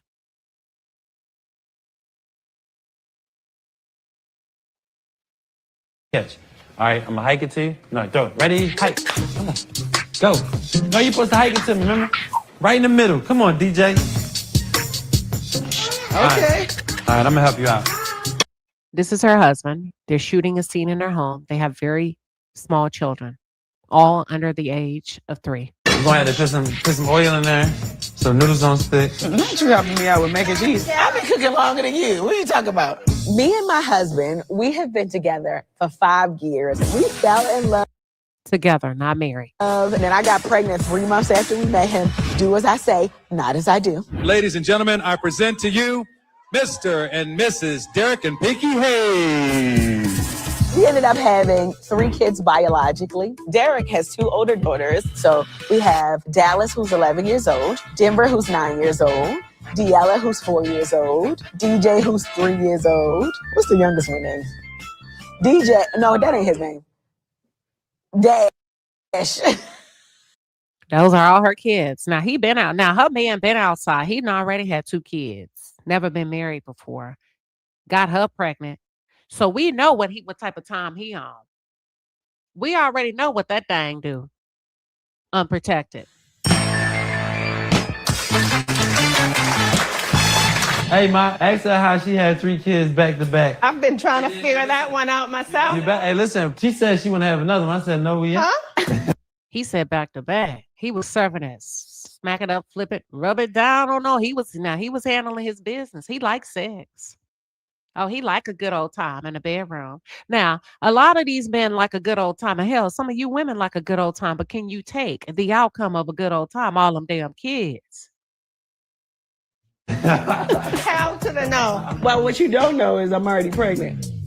What? You better be kidding. Ain't no more babies here. Hell to the no. I grew up very Jamaican. My mother was a hard worker. She worked 4 jobs every single day. She really showed me what it meant to be a boss. Wagwan. Oh, you hear Dee Dee say wagwan? So I started Slutty Vegan in 2018 in my 2-bedroom apartment. And it started as a ghost kitchen first. And when I got the food truck, there would literally be 500 people standing in line every single day. I even opened up 14. See, that's when she should have stopped. And that's where a lot of you get ahead of yourself. You was doing good. You said it was 500 people in line. That's where you should have stopped until you got investors to come on board. And you don't open up 14 stores. You let them open up 14 stores. 14 locations. 1, 2, 3. I built this $100 million brand. We got some sluts walking in the building. But the people that I put in place couldn't go where I needed them to go. See, there she go with blaming. Now, you can't say and take credit. I built a $100 million brand. I did this, I did that. And then when there's bad and upside downs and just highs and lows, you don't want to take credit for the lows. That's not business savvy. That's not a developed business person. I was $20 million in debt. I've made a lot of money. I went flat broke. I had people lie on me. Everything I ever built, it crumbled. I lost my company. I bought my company back after losing it for 43 days. So here it is. And I'm just doing things on my terms and I'm doing it my way. Y'all, who did she lose that company to? Y'all remember they said somebody bought that company right underneath her nose. That's what Target was saying. They say we not business savvy. I'm just saying, it's not that I agree or disagree, but keep thinking about that. Keep thinking about how most of our peers don't lose their landscaping companies, their window washing companies. They don't get tricked out of their spots. They may not make as much money. They may not have $1 million profit, but they $100 million profit, but they damn sure ain't losing 20 million and people still in their businesses left and right. Who did she lose it to? Do y'all another vegan company? Okay. You know we got to. I think her partners bought her ass out. I think she was going in debt, allegedly. I think she was making bad financial investments. And I think the partners stepped in and said, we're going to squeeze you out. Pop up today. Oh, yeah. How's it going? We got a line down the block. What I'm doing is I'm prepping for the franchising. I brought in a whole team. I brought in a new president. I might be brand new. I just brought in all new things. It's a lot for me. I'm not going to lie, but you know, I do it with a smile. Man, it's been a rough season. But this season built us for everything that's about. Now watch this. I know we be watching these shows, but I also like to give you something to think about when people are talking. Look at their body language. Anytime somebody's arms are folded, psychologically, they're closed off to you. They're not open. Either they're not open to the conversation or they're not open to you. He's not open. He's there, but he's not open. Toot Latrice says, Queen Sheba, she handed over ownership to an assignee, a third-party administrator, in February 2025 due to a restructuring and severe cash flow issue. Oh. She regained control. She was out of control with her spending, sounds like. But let's continue. About to come. I got to build more corporate stores, but the franchise is really taking off. I don't think that you need to build more corporate stores. I think that you need to build more franchises. You know I've been in business longer than you, right? No, you have not. Derek. All right. Y'all caught that? Y'all caught that? He wasn't open to her advice when she was talking. He had his hands folded. And he put her in her place when she tried to give a little bit of advice. Now, she says she's $100 million first black, da-da-da-da. But when she gives her husband advice, he stops her dead in her tracks and said, you know, I've been in business way before you, right? Right there. Well, what that mean? A house divided. It ain't no you versus me when we're in marriage. If you go down, I go down. If you ain't got it, I ain't got it. If I ain't got it, you ain't got it. It ain't no you and me. If you fail, I fail. The whole house fail. I'm just as concerned about yours as you are about mine. Shit. It ain't no, I've been in business. That's yours, that's mine. But let's continue to listen. Derek owns, let me say this right, the Big Dave's cheesesteaks. All right. So y'all said, what is he on? Big Dave's cheesesteak. It looks like that may be in Atlanta. Derek is number 6 in the country of fastest growing restaurants. So my baby daddy gets down, okay? But we don't got no prenup. So that's my business too, baby. You are so dominant, right? House divided. Did you hear what he just said? They sat down to talk and the man looks at her and says, you are so dominant. He didn't say, I love you. I appreciate you. You're doing a great job. I know you're tired. You're strong. You are so dominant. That's a negative, ladies. Listen, I'm the only person that don't put up with your shit. You used to everybody flocking to whatever you got. No, I'm not. No, I humbled you. Oh, look at her. This man said, I humbled you. Y'all, that's competitiveness. That ain't love. Y'all know damn well a lot of you that are husbands. So we having any men in the chat, you know you wouldn't talk to your wife like that on camera. Because you wouldn't want anybody to get the wrong idea about how you feel about him. Most men that love you, y'all, he gonna protect you, even if it means keeping his damn mouth closed. And y'all know we be doing the most. Y'all know a lot of men be out here, let me shut up before I hurt her damn feelings. Because if she really knew what I thought, shit, I'd break her. Baby, listen. If you understood how many times men didn't talk just to humble us, he ain't got to say that. But a man that really loves you, when y'all really talk and start laughing, he says, shh, that's why I walk away from the argument. You ain't perfect. That's probably as adversarial as they'll get when they really love you. No, listen. You did not humble me. I did humble you. I think we balance each other out because when you're with a dominant woman, it forces you to level up too. Do you like? Oh, crap. I messed up. But anywho, I'm gonna stop there. He says, I'm with a dominant woman. He didn't say I'm with my wife. We're opposites. We're making it work. He described her as a dominant woman. You said Derek feels he is the prize. She made him feel like he was the prize. So that goes back to me saying, Pinky, I believe your marriage is on the rocks. I don't think you and your husband took enough time to get to know each other. I think you came in as a sugar mama. Sugar pie, honey pie. You know that I love you. I think you came in that way. I think that's why you asked the judge to seal your financial records so that it would not be public information. I think that's why you did not want your husband to know that you were going to see a bankruptcy attorney. I think you wooed that man. If you know what woo is, I'm going to teach y'all a lot over here. We're almost done. I think you wooed him. W-O-O. A lot of you call it gaslighting. Let me just tell you a safe word. Just say woo. He wooed me. She wooed me. What does that mean? Winning over others. It's a safe word. You wooed me. Winning over others. You wooed that man. You moved him into that nice big house. You had millions and millions of dollars. He slept with you. He had a good time. He got you pregnant. He thought it was a come up, but it wasn't. You lost all your money. Now he's there. Your husband is competing with you. He thought he enjoys you as a business mentor. I don't know about a wife. I don't know. I just I don't know. I feel like you should take a little bit of time. And you woo woo woo.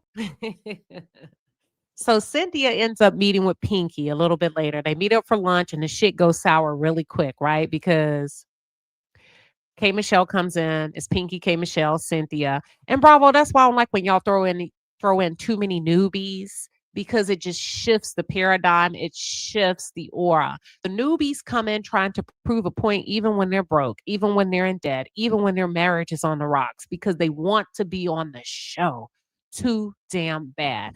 And Bravo, I like the old formula where you made them try out. They didn't get paid for being on the show. They would have to show up over and over again. That gave you enough time to really sort through what was real, what was fake. That gave them enough time to get to know each other. But now you just cutting checks, bringing them on, and it's taken us years to find out they ain't who they say they is. They ain't who they say, and it's a very expensive recruiting process because you're getting rid of girls left and right from their first seasons. You know, whether they come on and it just doesn't work, then they come back and sue you. You got to do something different with Atlanta. Let me say this. Either improve the recruiting process or cut the show. It's no love lost for me. Hell, I'll go to Summer House. I'll go below deck. I'll go somewhere else. But either you improve the recruiting process or just go ahead and scrap the whole show. We need a staple cast. We need a permanent cast. I'm tired of these new people coming in that are fighting just to have a peach. They're not fighting to show you their real lives. They just want to be in TV. They're in debt. They need a check. Their marriage is on the rocks. They just need a check, and they're willing to say and do whatever to get on that television screen. And that's why I don't like the newbies sometimes. When Bravo just throw them in there. When you throw too many into the mix all at once, some of them come in as insecure, not as achieved as the other girls, not accomplished. So what they start to do is they focus on the OGs and they want to tear them down and go after them. Like they say, Britt Edie promised Bravo, oh, I'll take Kenya Moore off her slot. We don't need you to take Kenya Moore off her slot. We need you to show your ass up and tell us what was up with you and Rick Ross. Oh.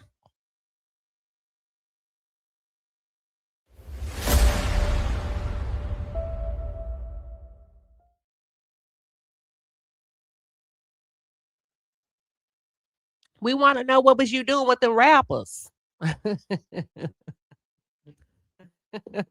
don't need you to focus on Kenya. You let us take care of Kenya. You come on and tell us what you doing with these rappers on camera. Is you a call girl or is you not? That's what we want to know, girl. We messy. Oh. That's it. So it's a lot of deflection sometimes because they go after these OGs to prove a point. It's just if I pick a big enough fight, nobody's gonna know that I'm $20 million in debt. If I pick a big enough fight, nobody's gonna know that I'm not as confident as I appear. Nobody's gonna know my butt is leaking. If I pick a big enough fight, nobody gonna know I'm a escort. I got an OnlyFans. If I pick a big enough fight, nobody gonna know I got a nigga in the basement. If I pick a big enough fight, ain't nobody gonna know my husband is fat and ugly and was stealing out the bank account. And Nana's chicken waffles ain't really Nana's. The other one is called. Look, I'm tired of it. I think I'm Big Meech, Larry Hoover, getting work. Hallelujah. One nation under God. See, we need to know all that.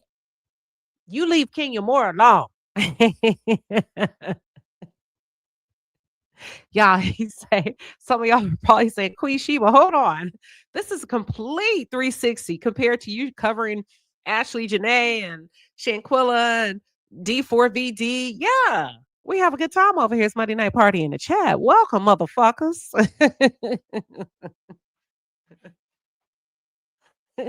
I think I'm Big Meech.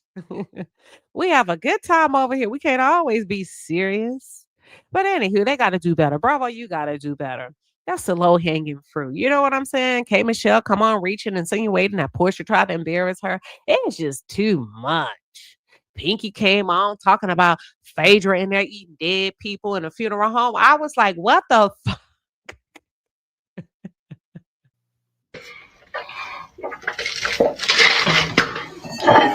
Baby, what's in there wine? I feel sexy as fuck.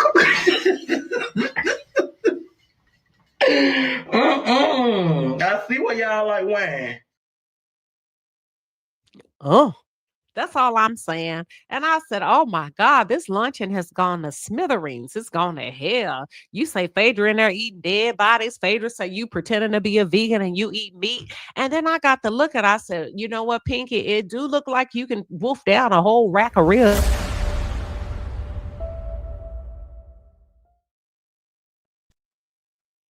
I'm just saying, you got the curves and the pumps and the bumps in all the right places. You look like you can get down on it on a nice rack of ribs. You might be eating meat. Now they fighting because they say Phaedra say she caught Pinky eating meat. Shut up! I'm just saying. So I said, bravo. This cannot be their storyline. This cannot be it. But anywho. That's all I got, y'all. I ain't gonna even get into the rest. I hope K. Michelle gets her act together because I'm really trying to be fair. But girl, you are reaching with this Porsha thing. You really are. Portia's damned if she do. She's damned if she don't. She was trying to be supportive, K. Michelle. I don't really think she meant anything towards you. And keep in mind, K. Michelle, fuck it. I'm gonna just say it. Girl, you mad at your son. You picked a fight with your 16-year-old son. Because you bought him a car and he decided to use his car to do DoorDash. So you cut him off because you didn't want him working and doing DoorDash.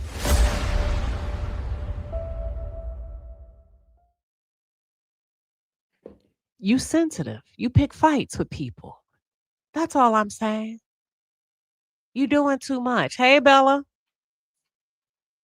You doing way too much. Now you ain't talking to your son because he DoorDash. What's the damn harm in a 16-year-old boy DoorDashing? Let that little boy make some money. You doing too much. Get on my damn nerve. That's all I got, y'all. It's Monday Night Party in the chat. I can't believe I put on a whole show for almost 2 hours. At least he's working, Valerie. That's all I'm saying. That's all I'm saying. It ain't our fault. Rhonda said, yes, it is your fault, Rhonda. It's everybody's fault. Listen, that's all I got. Let me see if y'all got any questions.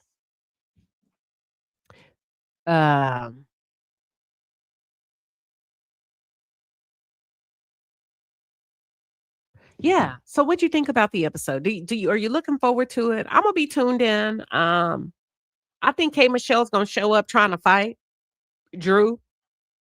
Hershey said, I'm hollering. Which part? Hershey about the DoorDashing? See, that wine has snuck up on me. Thank you. Raisha said, great show. Thank you, Raisha. Oh, I'm gonna have, baby, what wine is that? Let me play that again. That wine is good. I'm gonna have to go get that next week. Baby, what's in your wine? I feel sexy as fuck.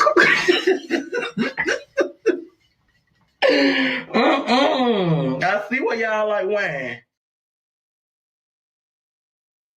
Okay, so y'all are asking me to open up the lines. Look, I'm gonna open up the lines. Typically, I do not open up the lines on Monday Night Party in the chat. If I open up the lines, come on up here and say what you gotta say, and I'm dropping you down.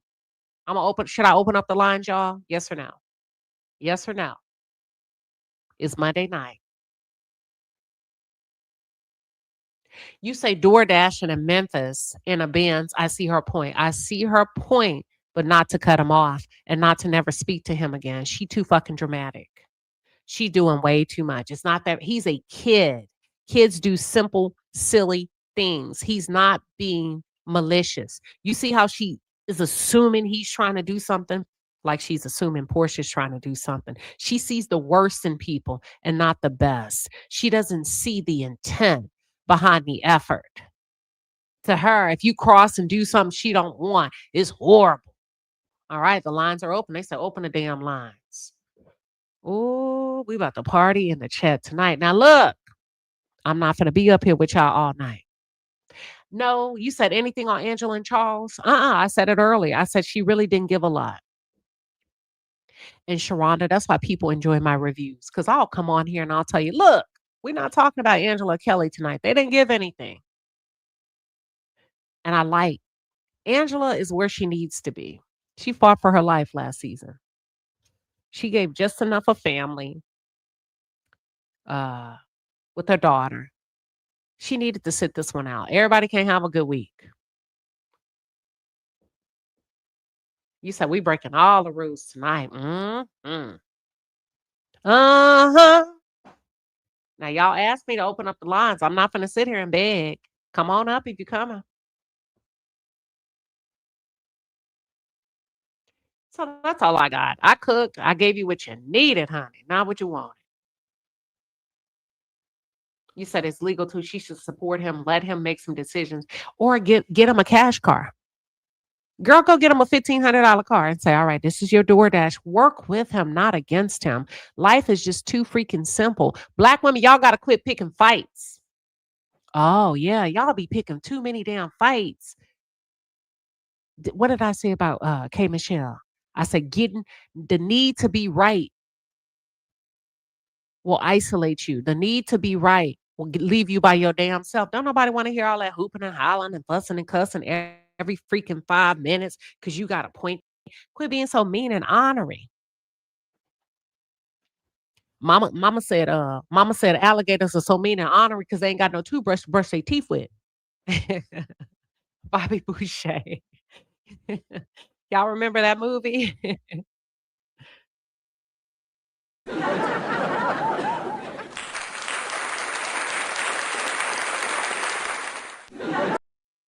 I think we got a mean and honorary alligator coming to the stage. Welcome, Trey Carter. Why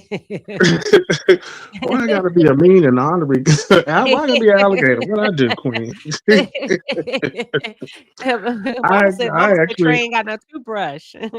Oh my God. Go ahead, Trey. What you got? No, I actually agree with pretty much everything you said tonight. I really feel bad for Shamea. I really wish that she would kind of focus on her marriage. And this is just somebody who's just watching the show. And this is what y'all giving to the show. It's giving, I am cautious about my marriage. I don't know what's going to happen. So let me get a business together so I can be Porsha or Candy or Faye or somebody else that went that same route. I really hope that her marriage sticks through and she kind of concentrates on that with K. Michelle. You know, I'm liking K. Michelle, but all of that stuff, ma'am, you got out of your bed and went and got glammed up to go to the nail salon to tell people about your health issues. I don't see how you can blame Porsha for whatever she said. It wasn't like she said it out of malice. And even if it hurt your feelings, ma'am, you decided to go there and tell people that she was leaking. That is your fault. And I hope you can get over that. I really hope that we don't have a whole season of this is the reason why I don't like you, and they go back and forth because of that. Everybody else was just kind of blah. I don't really like Black, but I hope that I hope that he does something to help her out because she's going through it. He ain't got nothing. Mr. A nigga that come in a leather jacket in July, he Wait ain't a got minute, nothing. now, Queen. That's two broke niggas in an Escalade. He went and got some Zoom Zooms and some Wham Whams for the kids when he bought the roses. He got them. He got them. He stole them roses. My aunt used to say that. Two broke niggas in an Escalade. My God. Let me see what Uni Boo got to say. Welcome, Uni. Right. Hey, Queen Shiba. Hopefully you hear me correctly. So about K Michelle, you know how those Pharisees be sensitive, and then people call me, which is a Cancer sensitive. I am sensitive, but that sensitive, because I feel like it wasn't even that deep. You know, you could have just simply correct her and move on. But she do have a riff with the Atlanta girls from Atlanta, because when she was on Love and Hip Hop, they didn't treat her right. But I'm like, girl, this is Housewife, not Love and Hip Hop.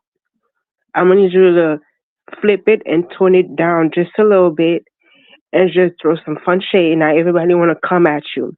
I mean, although they probably talk and so, and Porsha probably know what's going on with her personal life, but like, let's not do that, because not long ago they said your hot pocket was not too good with the scent. So let's not do that, because if she Porsha, because I know how I throw down. But if I actually hear you say something like that about my hot pocket, now if I go and dig that up and throw it at you, then I'm gonna be the mean one. But you know, water for water. Let's see who's gonna win. But as far as what's her name, Drew, get out that man's house, especially if he's getting paid 3 times more than you, and you know he's just narcissistic, and you know he work in technology. Get out that man's house. I think it's time for you to pivot. You should have been out the house already, because I'm not staying with somebody in the basement like a gremlin, making my life miserable. I'm packing up my stuff and I'm staying. There's nothing wrong with a 1-bedroom, 2-bedroom townhouse. Stop trying to keep up with the Joneses. Shamea, I understand Shamea. Maybe I think when she was growing up, she never had that it factor. She always was the ugly duckling.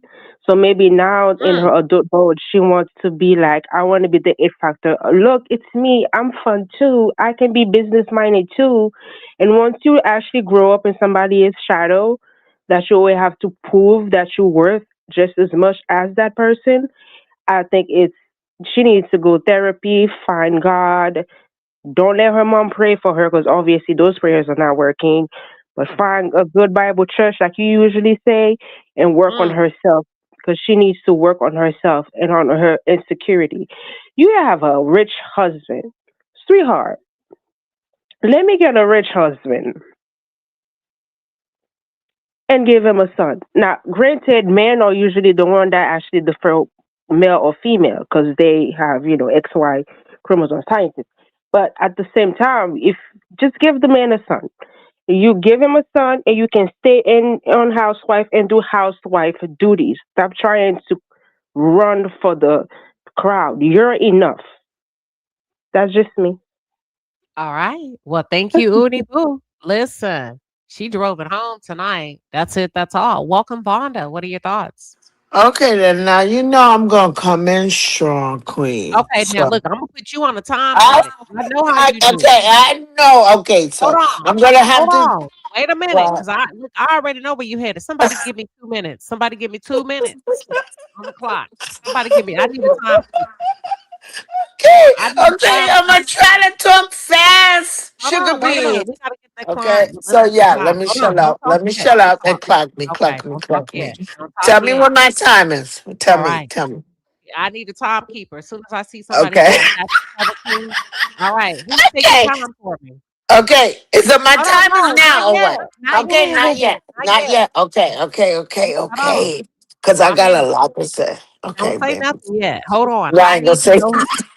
Okay, don't hold say on. that. Don't say nothing, Okay. Wanda. Okay. I'm talking to the chat. Who is my timekeeper in the chat? Somebody say Oh my me. God. She gonna have other people. Okay. All right, Wings. All right, Wings. In 5, Wayne says she got 4, me. yeah, 3, 3, 2, 2, go, 1. Wanda. Okay, so now I'm first going to talk about Shamea because to me, Shamea is she's somebody who wants so much attention and don't know what's her blessings right now.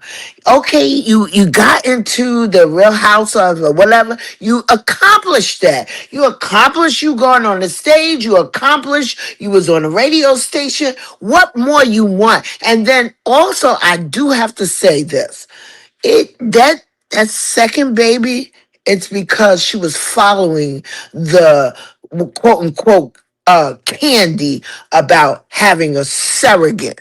You understand what I'm saying? The first baby was regular. She came up with this concept. She because of not losing her body. That's why I think she got that surrogate. And then this is what you got. And that man is aggravated because I believe she could have had another baby, but she didn't want to. She wanted to keep her body. Okay, boom, I'm off of that. So now I'm going to now go to Pinky. Pinky was an older woman. She didn't have no babies. She got with that guy, whoever he was, and how she's really not saying she financed that boy, that business, that franchise that he has. But the point is, he's play hating you. And that's why he's with you for the fame and the fortune. And then even in Atlanta, you got to think about it. Ain't so many straight men. And the way he talks, do you hear how he talks? Ain't no way he came up with a business proposal. Do you hear how he talks?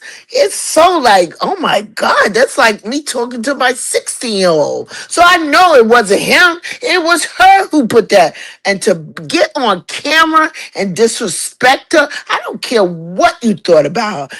Only thing he should have been is a boom, boom, boom, pops up to her. And yes, and he did not do that. I was like, nobody even asked you the question. Okay, I'm done. Damn. I didn't even get to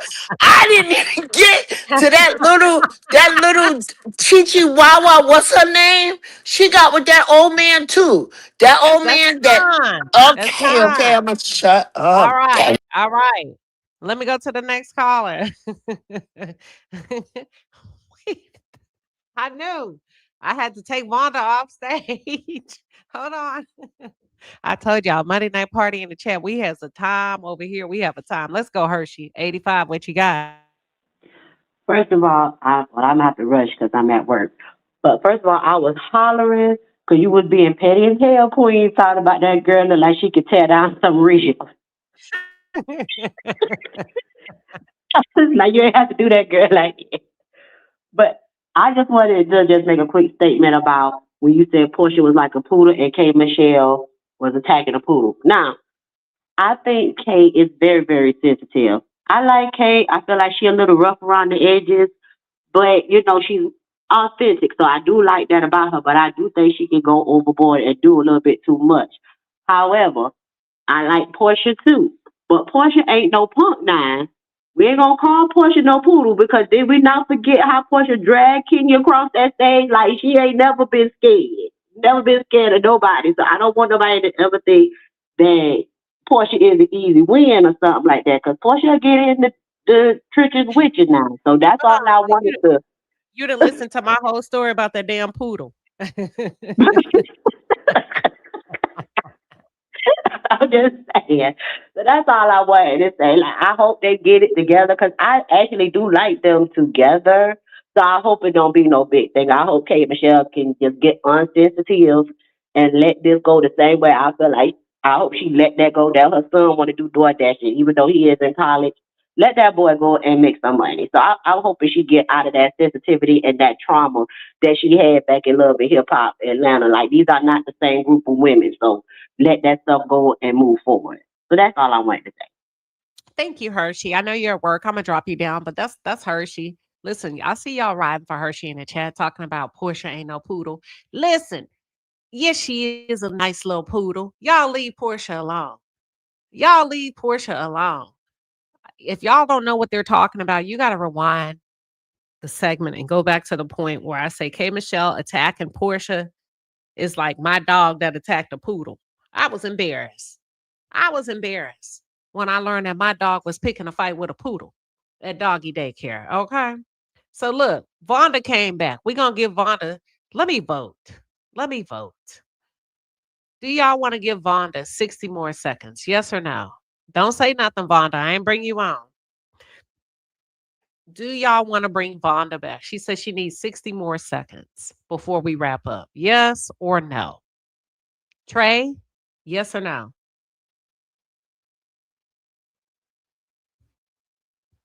He Yes. gonna act Yeah. like okay, yeah, Yeah. he trying to act like his mic don't work.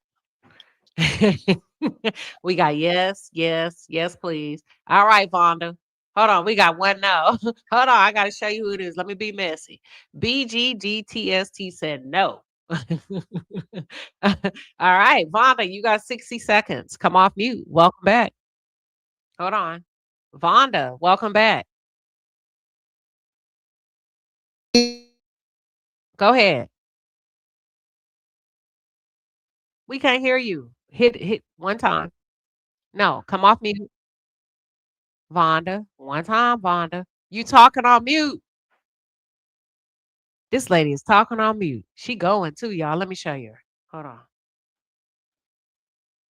Vonda is talking on mute. Vonda. Look at her.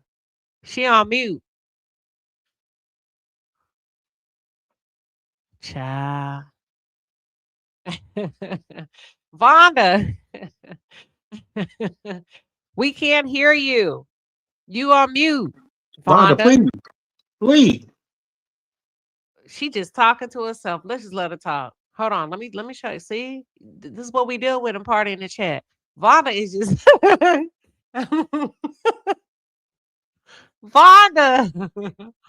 Okay, hold on. Let me go to my friend Nakia. Welcome, Nakia.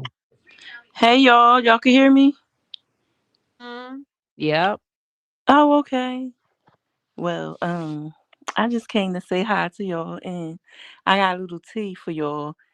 So apparently, Pinky used to like the Lady Pond, a full-time Lady Pond girl,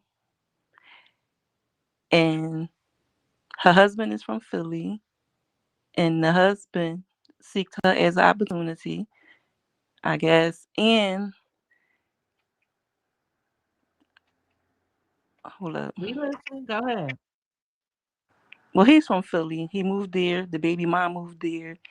They was in like a, a threesome thing or whatever, and Pinky wanted him all to herself. That's how she stole his baby mom from him.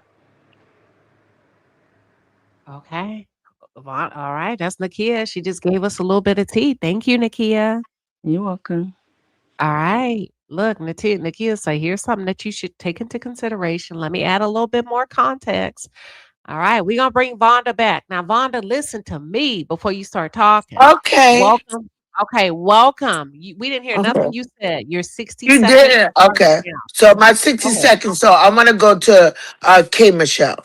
Let me tell you something about K Michelle. Yeah, she gives a lot of glam and all this, but she's also funny. Do you see that weirdo looking dentist she with? She been for 10 years. He kind of looked like I don't know. I don't know no women running around for him. And then secondly, he doesn't have his own dentist practice. He's under his father. So that's like a baby boy. Yeah, the daddy really, the income is coming through the daddy.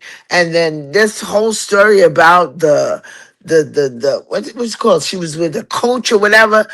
That ain't came out. She says she was filming with this coach.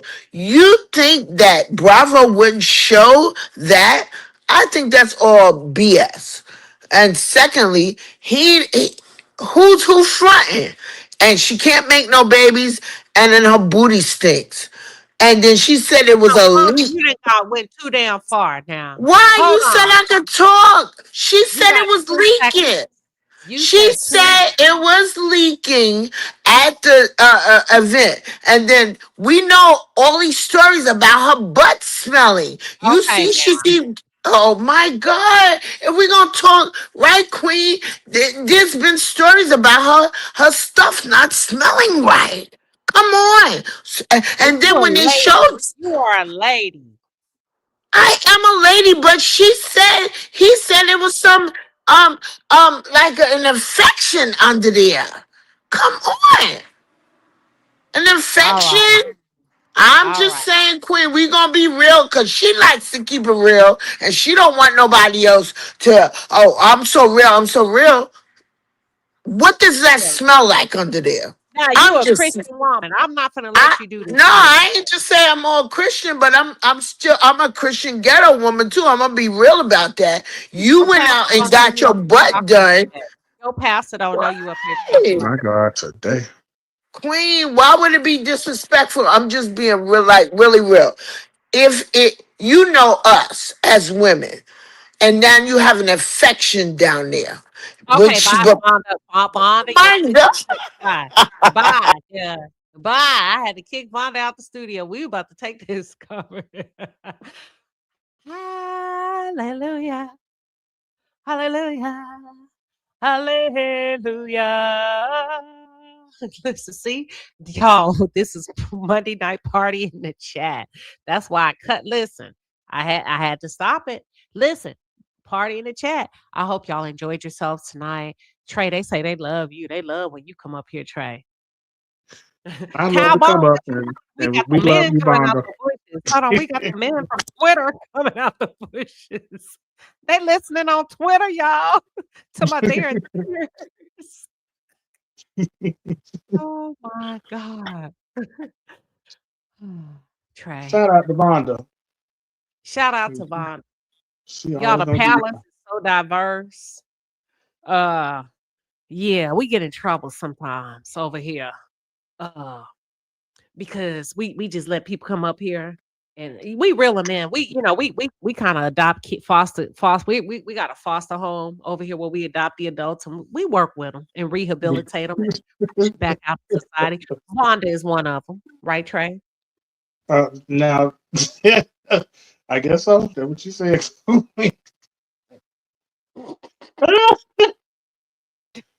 Oh, we love Wanda. She's a good one. She is.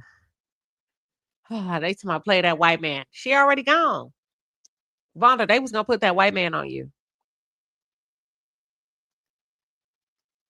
I'll tell you one thing. She wasn't halfway lying, but I'll leave it there. That's what they say. I believe her. They say Trey Cope they're co-signing what Vonda said.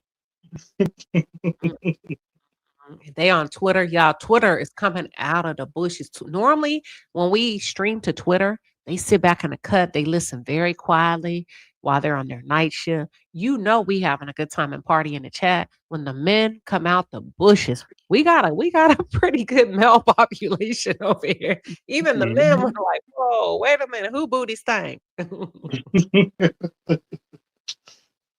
How much to bring Vonda up? $50, at least 50. 50 super 50. If you bring her up, we're gonna give her 2 minutes. Brown sugar, $50. Y'all can bring Vonda, but hold on, we gotta get it. Let me know if you want to bring her up or not. Vonda, they talking about they gonna put something on it. If you send a $50 super chat, we'll bring her back up. Vonda ain't for everybody. She be coming up here now.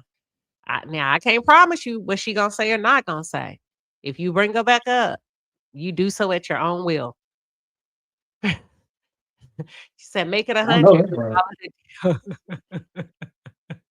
$50. Yes. Oh my God, Vonda, they got you on an auction block. Some people want to pay for you not to come back up, and some people want to pay for you to come back up. I tell you what, whoever paid the first. Oh, hold on.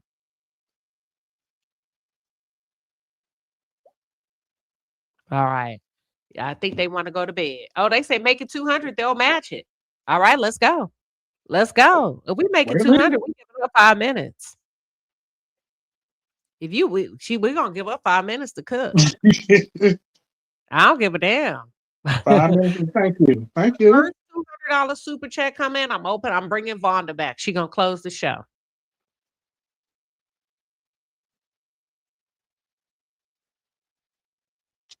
Let's see. I'm gonna give y'all 30 seconds. Vonda, you got a whole auction going on behind you.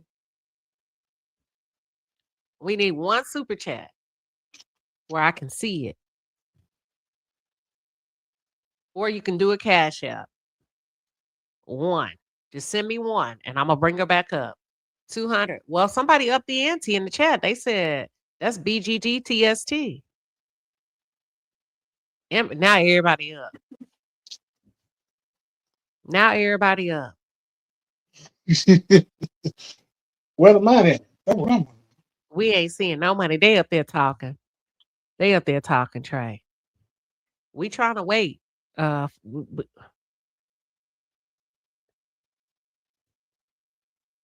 We trying to wait and see. Okay, Aquarius 1982 say I got 5 on it. That's a start. I ain't deleting your posts. I'm leaving it right there.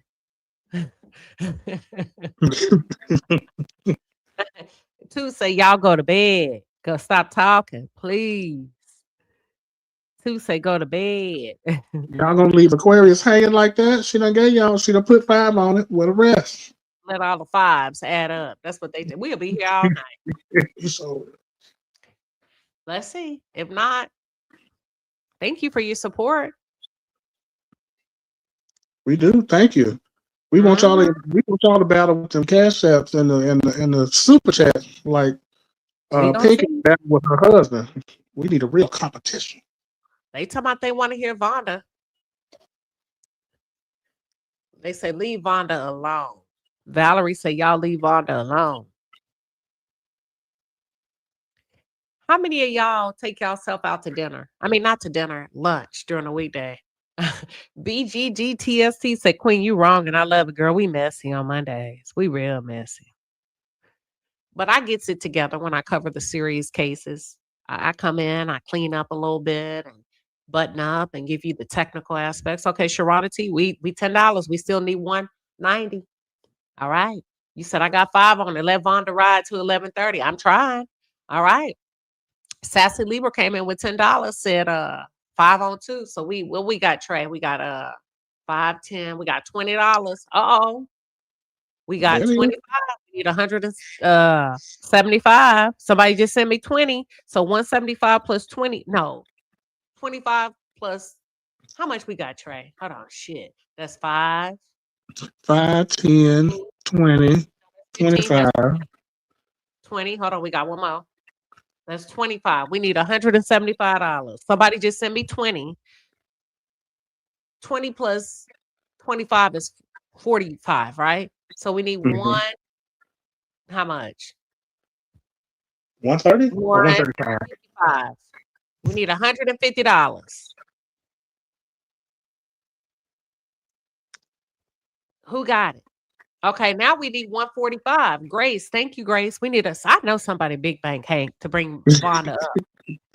I know somebody got 25 more. Oh, we got another 30 more. Help me count. So we got That's 70, 75. We got 50. Hold on. We got 50. Okay, Inez Martin, thank you. We got 55. Miss Neen. She got 5 on it. We got 55 plus 20. How much 55 plus 20? 75. Okay, we need $125. Cause they say, come on, Vonda. Somebody just sent me 50. Oh, okay. We need who sent that $50? Hold on. Somebody on my cash app. Sherry sent me 50. Braun Sugar sent 20. So 50. How much we need? Minus 125. We need shit, y'all. I don't know how to count that good. Yeah, you lost me because I thought I had 75 plus 50 and then another 20. 75. No, you got more than 75 because somebody just gave you 50, right? 75 more. Oh, 75 more. Somebody just So sent that's $100 45. and be done with it. To bring Vonda back up. Somebody sent $100 just to be done with. My math ain't that damn good. Somebody just sent $100 and be done with it. We're gonna bring her back. They want Vonda. Just send 100. That's a convenience fee. Don't send me 75. Send 100. I need a convenience fee because I don't know what's gonna come out of her mouth. Uh-oh. Somebody just sent $5. Now we need 70. All right, Angela, thank you. Angela put 5 on it. All right. Vonda, we're gonna give it a few more minutes. Where's the match guy? Meanwhile, they say meanwhile, Vonda fell asleep. Meanwhile, Vonda is asleep. You never know what's gonna happen in the palace. Listen, this is Monday night, y'all. That's why we party on Monday nights. All right, we got 10. How much we need now, Trey? We got 10. You said 75, 65, think about 50? I'm gonna say 60. 60, okay. We done lost count. Okay, I think we need about 60. Somebody gonna send us $100. We need a convenience fee. Because I don't know what the hell's gonna come out of Vonda's mouth.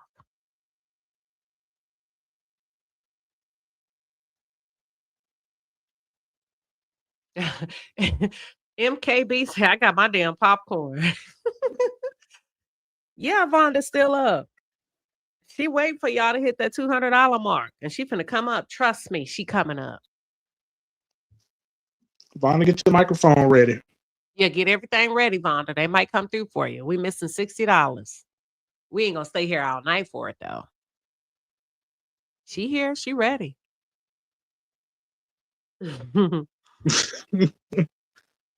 Brian. No, I'm not. Y'all ain't gonna waste my damn time. You to my queen out here scamming. Now you know damn well. I called you Coach Stormy, huh? Coach Stormy. What? Coach Stormy says the black women need a leader. I'm the leader of these people. So I don't have 200. I don't. We missing 60. Patricia. I think we're missing 60. Queen Wellington. Oh, there you go. I think we got it. Now somebody popped up with $50. Look at, thank you, B-Day. All right, get ready, Bob. We got you. Let's go. You better get to the bed. Don't let them hoes stop your bed. If you got a problem, just know I'ma make you my man. Yeah. Get ready, on. Let's go, on. Her name is on.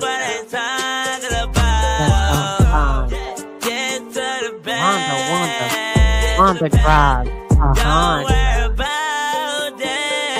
Wanda in the Honda. Hey. Oh, Wanda. Oh, Wanda. Oh, Wanda. Wanda in the Honda. Get to the bed. Let's go, Wanda. Get to the bed. Don't worry about jail. Just get to the bed. Vonda in a Honda. Vonda got a Honda. Go Vonda. Go Vonda. Go Vonda. Vonda in a Honda. Let's go, Vonda. Let's go, Vonda. Get your behind up here. Let's go. They came together. First of all, y'all did. Let's give a round of applause to the palace. And baby, when I tell you y'all did that, y'all miss it.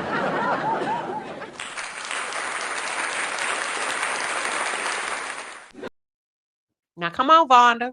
They waiting on you. I just dropped the link. Vonda in a Honda.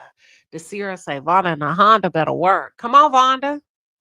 You was just up here. We gonna wait on Vonda.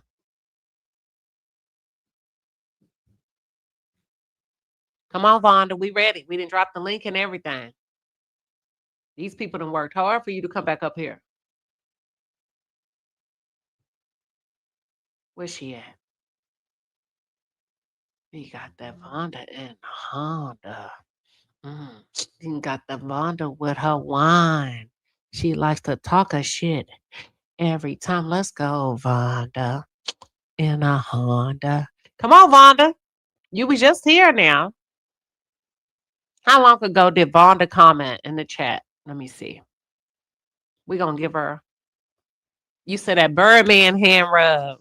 Cowboy. Put some respect on my name. Let's see. Vonda was here approximately.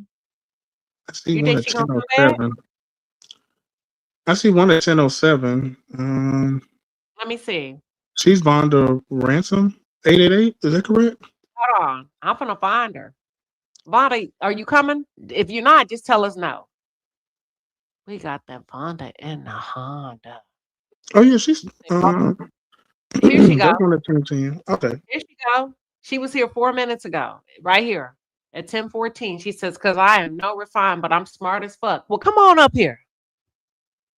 Come on, Vonda. Is there one?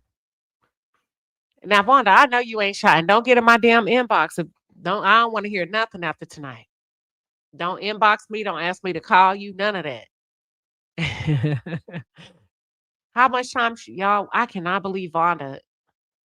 Oh, BGGT says she went to sleep. She done passed out on that. What was that wine she was drinking last week, Trey? Pinot Grigio, she said. I cannot remember, but she was having a good time with it.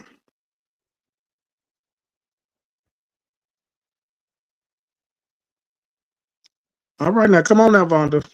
Oh my God. Oh my God, Queen Sheba. You ought to be ashamed of yourself begging people for money to bring somebody back on to talk. Totally disgusting. You must be desperate for money. I guess I am, if that's what you say. You must be new here. You don't understand how we play around. But let me go ahead and get you up out of here. Let me get you up out of here. If you don't know how much money we've given away to people, and first of all, I don't even get half of this fucking money. If you understand how YouTube works, they take half. So guess what? I didn't get the 200, idiot. Just loud and wrong. Vanessa, all hell to the queen. Oh, I can't stand newbies. They swear. That's why I don't like fooling with certain black folks. They swear they give $5. You try to get over on them. Oh, she trying to get over on me. She asked for a little bit of money. They'll come over here all day. What you say, Sexy RN? Sexy RN say, we brought it up. Exactly. But girl, you get black folks start being nice to each other. Watch the roaches come out. Don't give a shit. Let her work. Let her give you content for years and years. Don't give that bitch shit. Don't give her $5. I'm just here to take what I can get. Don't. And that's why black channels don't do well. Y'all remember when I covered the Diddy trial? Mm-hmm. And the white content creators, you would see the difference. The white content creators, their subscribers were sending them coffee in line, thanking them. Thank you for going. We appreciate you. Sending coffee, figuring out where their location was, sending them because we had to stand in line, right? And that's why black folks don't get too far because of comments like that. You must be down bad. Not down bad. Never that. Never that. And as a matter of fact, we give more money away over here than we take in. We done bought people computers. We done raised $7,000 for women that need to get out of domestic abuse relationships. We done supported women and men that want to become content creators, but it ain't none of your fucking business because you new here. And even if I ask for 2 pennies, it ain't none of your business. If you understood how much we give back, but that's not, you just pulled up. So what if I ask? We play like that. And you can also pay money to take somebody down. I don't need it.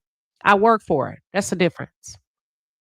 And anytime I give my content, my platform out, we're gonna have a little fun with it. That's it. That's all. I Hell, know we just that's sent right. money to Africa for Somali Queen interpreting for us. See, we're not the kind of black people that use each other to come up.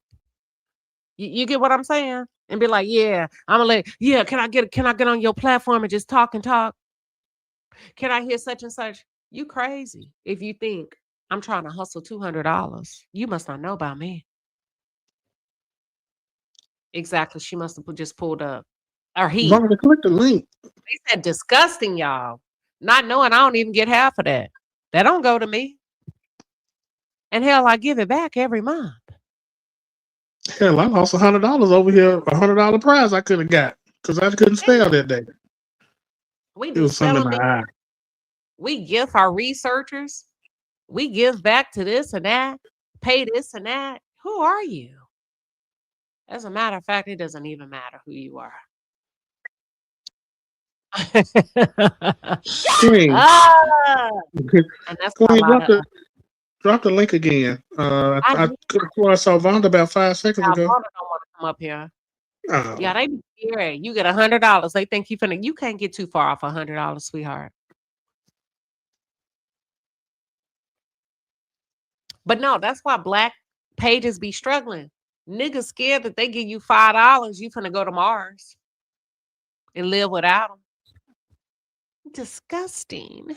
How disgusting. What I'm finna do with that, ma'am?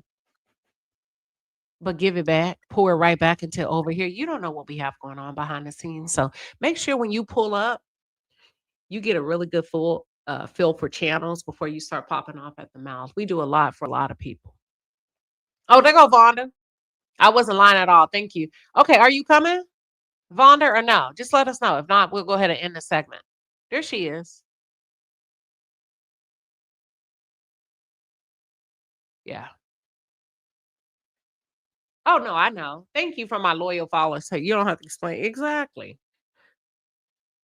All right. Here go Vonda. Vonda. Oh, y'all ready? Trey, we're going to mute up. Y'all Welcome back, gotta be Vonda. ready. What was you doing? Hold on. What was you doing? I was watching and then okay, so let me shut up. Go Let me ahead. shut up. No, go Okay, ahead. so you know, okay, so they want the real. Okay, so let them pay. Let them pay, Queen. And until you put that money in her pocket, then I No, they won't come already up. paid. They already paid. Okay, Go ahead. so now I'm gonna talk. Okay, well, let's do this. Okay, Let's can you turn do off? it. You got to turn off the radio in the background. Okay. No, that's my TV. That's my Turn that. TV. Just hit mute That's my on that TV. TV. Okay. Okay. I turned up the TV. So, Okay, well, go ahead. okay. So you don't want me to. I'm trying to be like you cut me off with the K Michelle thing, right? So you don't want me to go into that, right? Well, just do you. Okay, do me. Okay, the K Michelle thing, and then let's focus on her with her son. Her son, she never spent no time with. Them grandparents raised them, and then now he wants to do freaking Uber. What the hell is with? First of all, that means he doesn't think that how she's trying to represent like I'm paying for him. Do you know a small kid ain't gonna do no damn Uber? So let's get it twisted. Let's not get it twisted. He's going on according to his grandparents' income. That's why he's doing the Uber. That's what's going on. You're chasing what I'm gonna say again. Do you see the picture of this dentist man? Girl, bye. Girl, bye. Ain't no way that is her interest on when I say like sexual, like he's sexy, because if you watch her on the Queen's Court, she chose white men. So I don't want to. So what are you talking about? She said, "Oh, I don't want to choose black men no more because the white men." And then when the white man she got with, they was about the money and what she had. So what are you talking about? No, it's you. It's you, Sugar Bee. And then now we're on the scene with them. I'm gonna go off of her because I don't really want to talk about her child. I believe she's a selfish woman. She only had one kid. So wherever you travel, why you ain't had that one kid with you and you left him here? That means she was doing her thing. She was, she wants to be a country star, whatever the hell she wanted talking about. But she's a damaged woman too, what she's trying to represent about, and she's only focusing on country music. Stop that. Stop that with the country music. Stop that. And about you so damaged about the when you was in Atlanta. Those are real hip hop or whatever that. You were supposed to be nasty and that was that atmosphere there. So now I'm gonna go to this little girl here. And I'm calling the little girl, the little Chihuahua girl, the one with the and the husband is now speaking on her. She got with that old man. They're like 17 years apart, and they say he was a top selling with expensive cars you could rent from him. He and that Nana's or whatever that restaurant. It's all the recipes are his recipes. She's from Baltimore. She's not from down south. So those recipes, them country recipes, are not his, not hers. It's his people's. And then she got what she needed to do and she left. I'm not saying that man wasn't abusive, because you know how old man, you're gonna ready to give your pussy away. You know how that goes. So, but I don't believe he was not a domestic violence with her. So I'm not going to take that away. And the way that all of a sudden, once he left and he knew when she got with him, the baby was 9 months old. He was with her and then had the twins after that and the other, but he doesn't claim that other girl and you saw in them episodes that girl's like, all of a sudden he didn't want to be with me. He didn't want to talk to me. That's a cruel man, no matter what. So past that. Porsha gonna do her thing, but what's her name? Shamea. She's an idiot. She's an idiot to want to have fame so much and to be in the limelight. Do you know I would be on some bomb shit? I would be on yoga, doing Pilates all damn day, getting my toes done. I would be at the damn school, doing play dates. Are you fucking kidding me, you dumb motherfucker? You're a dummy. And that man is way older than her. Do you see his face? Oh God. Of course he don't want to be on camera. He has an image. He is a professional man. And like you said, she said she's doing what? What that shit? I didn't even see that episode.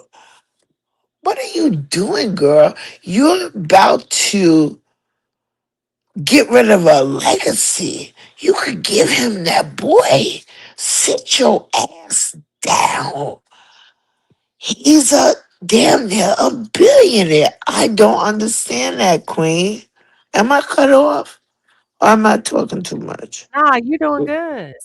You understand what I'm saying? Like, I understand, like, and he gave her that the first episodes.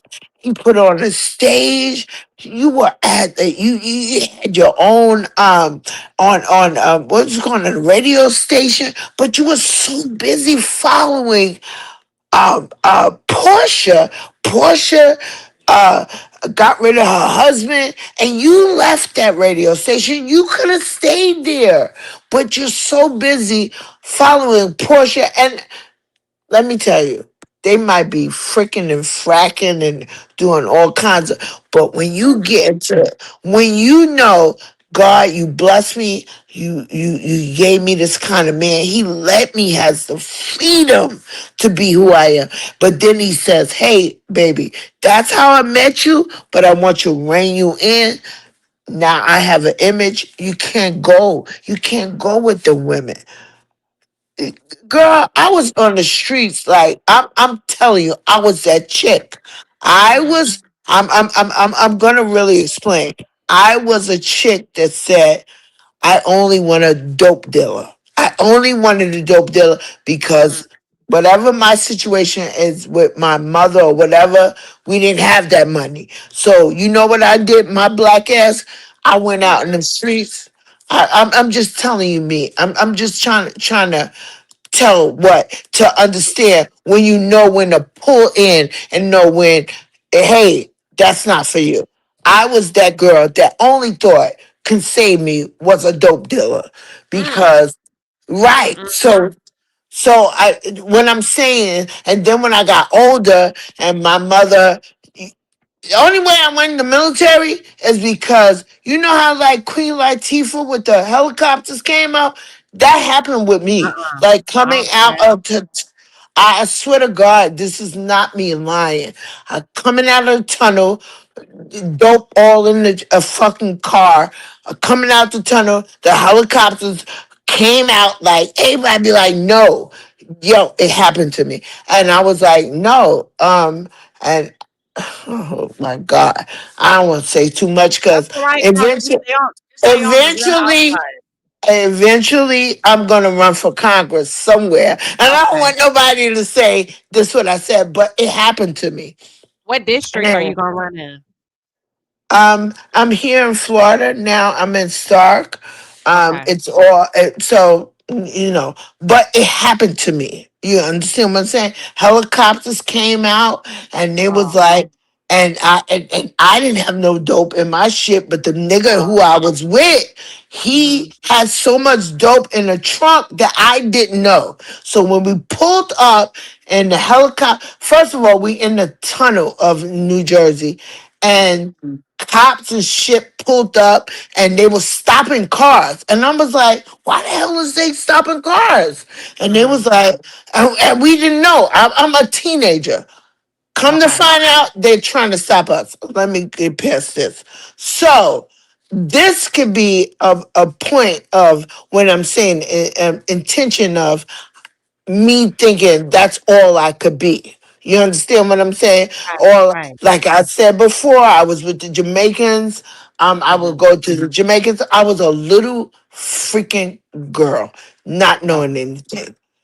So what I'm saying is you have to then say, you have to what you call it when you change positions and how you thinking, like, yo, stop thinking if you're just so smart in the drug game, you have to be so smart in the business game.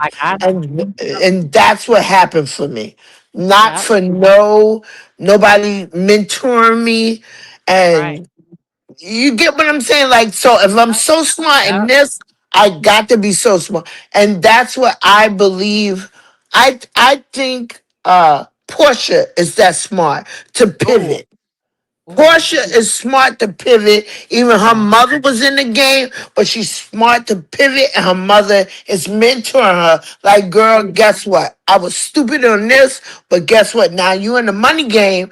It's the same game, but don't be stupid of it. I see that. So, I see that. you understand? And then you know what, Queen? How the hell you just showed me and I ain't have my glasses, I ain't have my shit on point, I ain't have no eyelashes. You gonna show him? I didn't even see that, and then I was like, oh my God, she just showed me like that.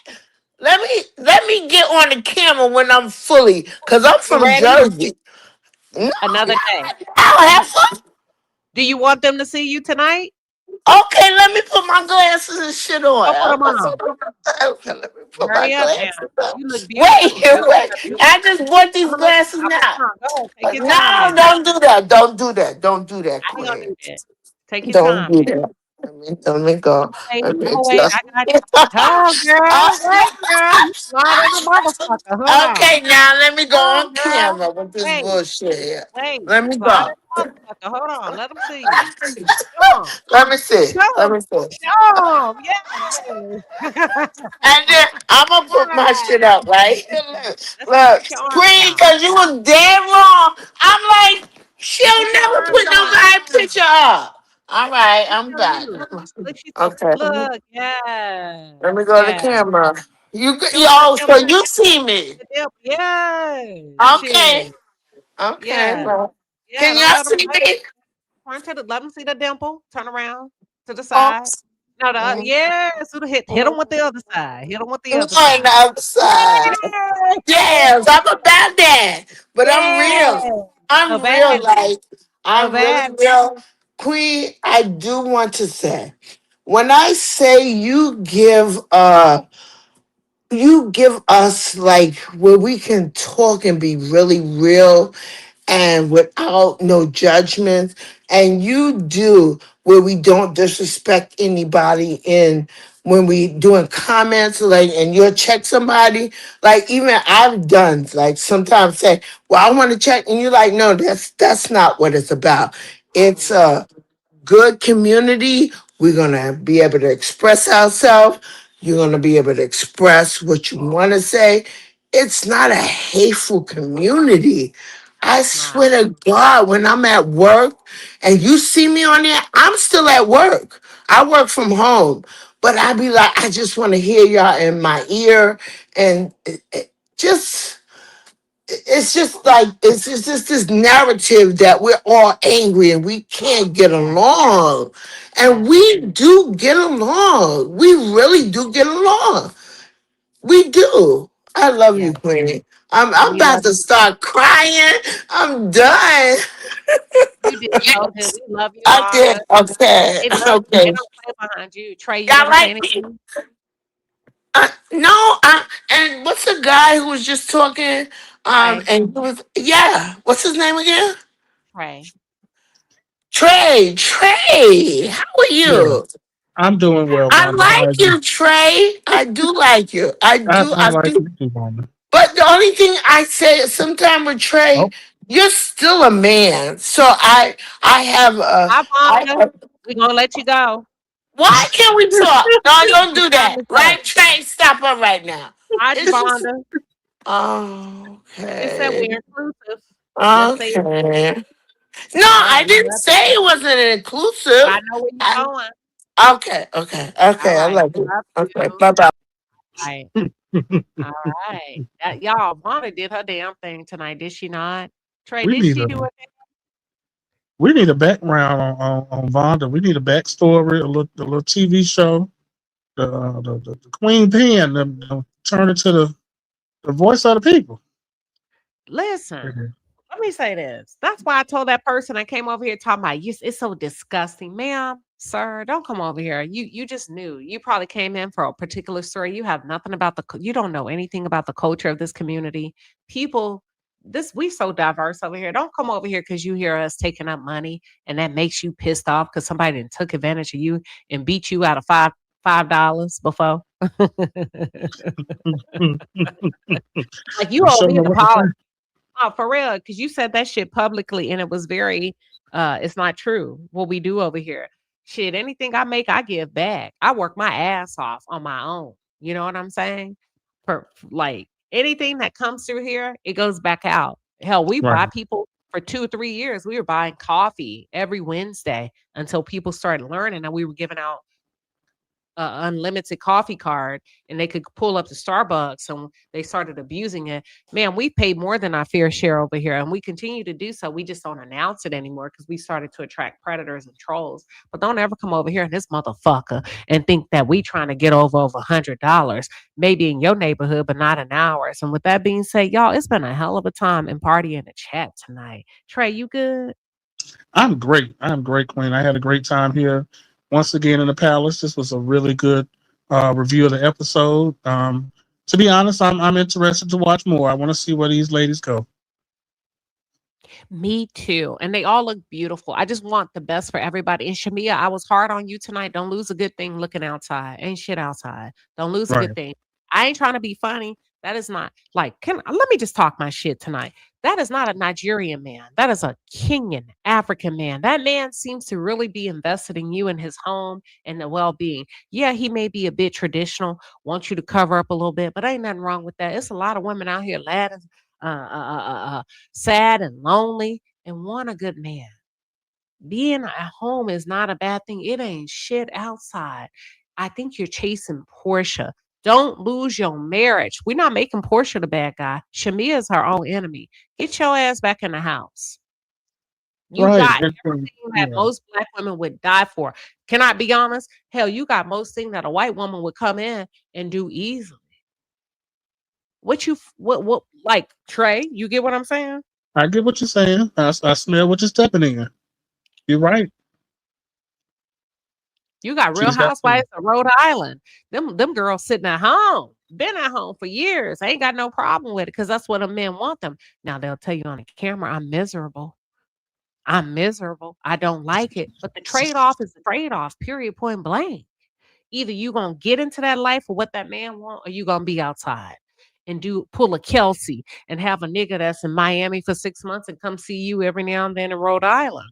But you can't have it both ways. You can't trick this good old loving Kenyan man that's out here building big ass HVAC systems for airports and all of this and taking the money and enjoy the fruits of his labor and not deliver on your part. That's all. Trey, come on, help me out. Yeah, you just got to work on it. Now we're just talking about what we see on TV, but what y'all are giving us, it doesn't look good. You've really got to hone in on loving the man and giving him whatever it is that he's wanting from you. More than likely, it's the son. I can definitely tell you, it's not that liquor. Grenada don't even make peaches, and you over here trying to get a bottle shaped up like your booty. That's a lot. It's a lot. I think he's embarrassing him. Like your whole life is centered around getting drunk and taking off your clothes. And I think that's cultural shame. I think because we haven't really seen Shamea be depicted in a positive light on this show. Does that make sense?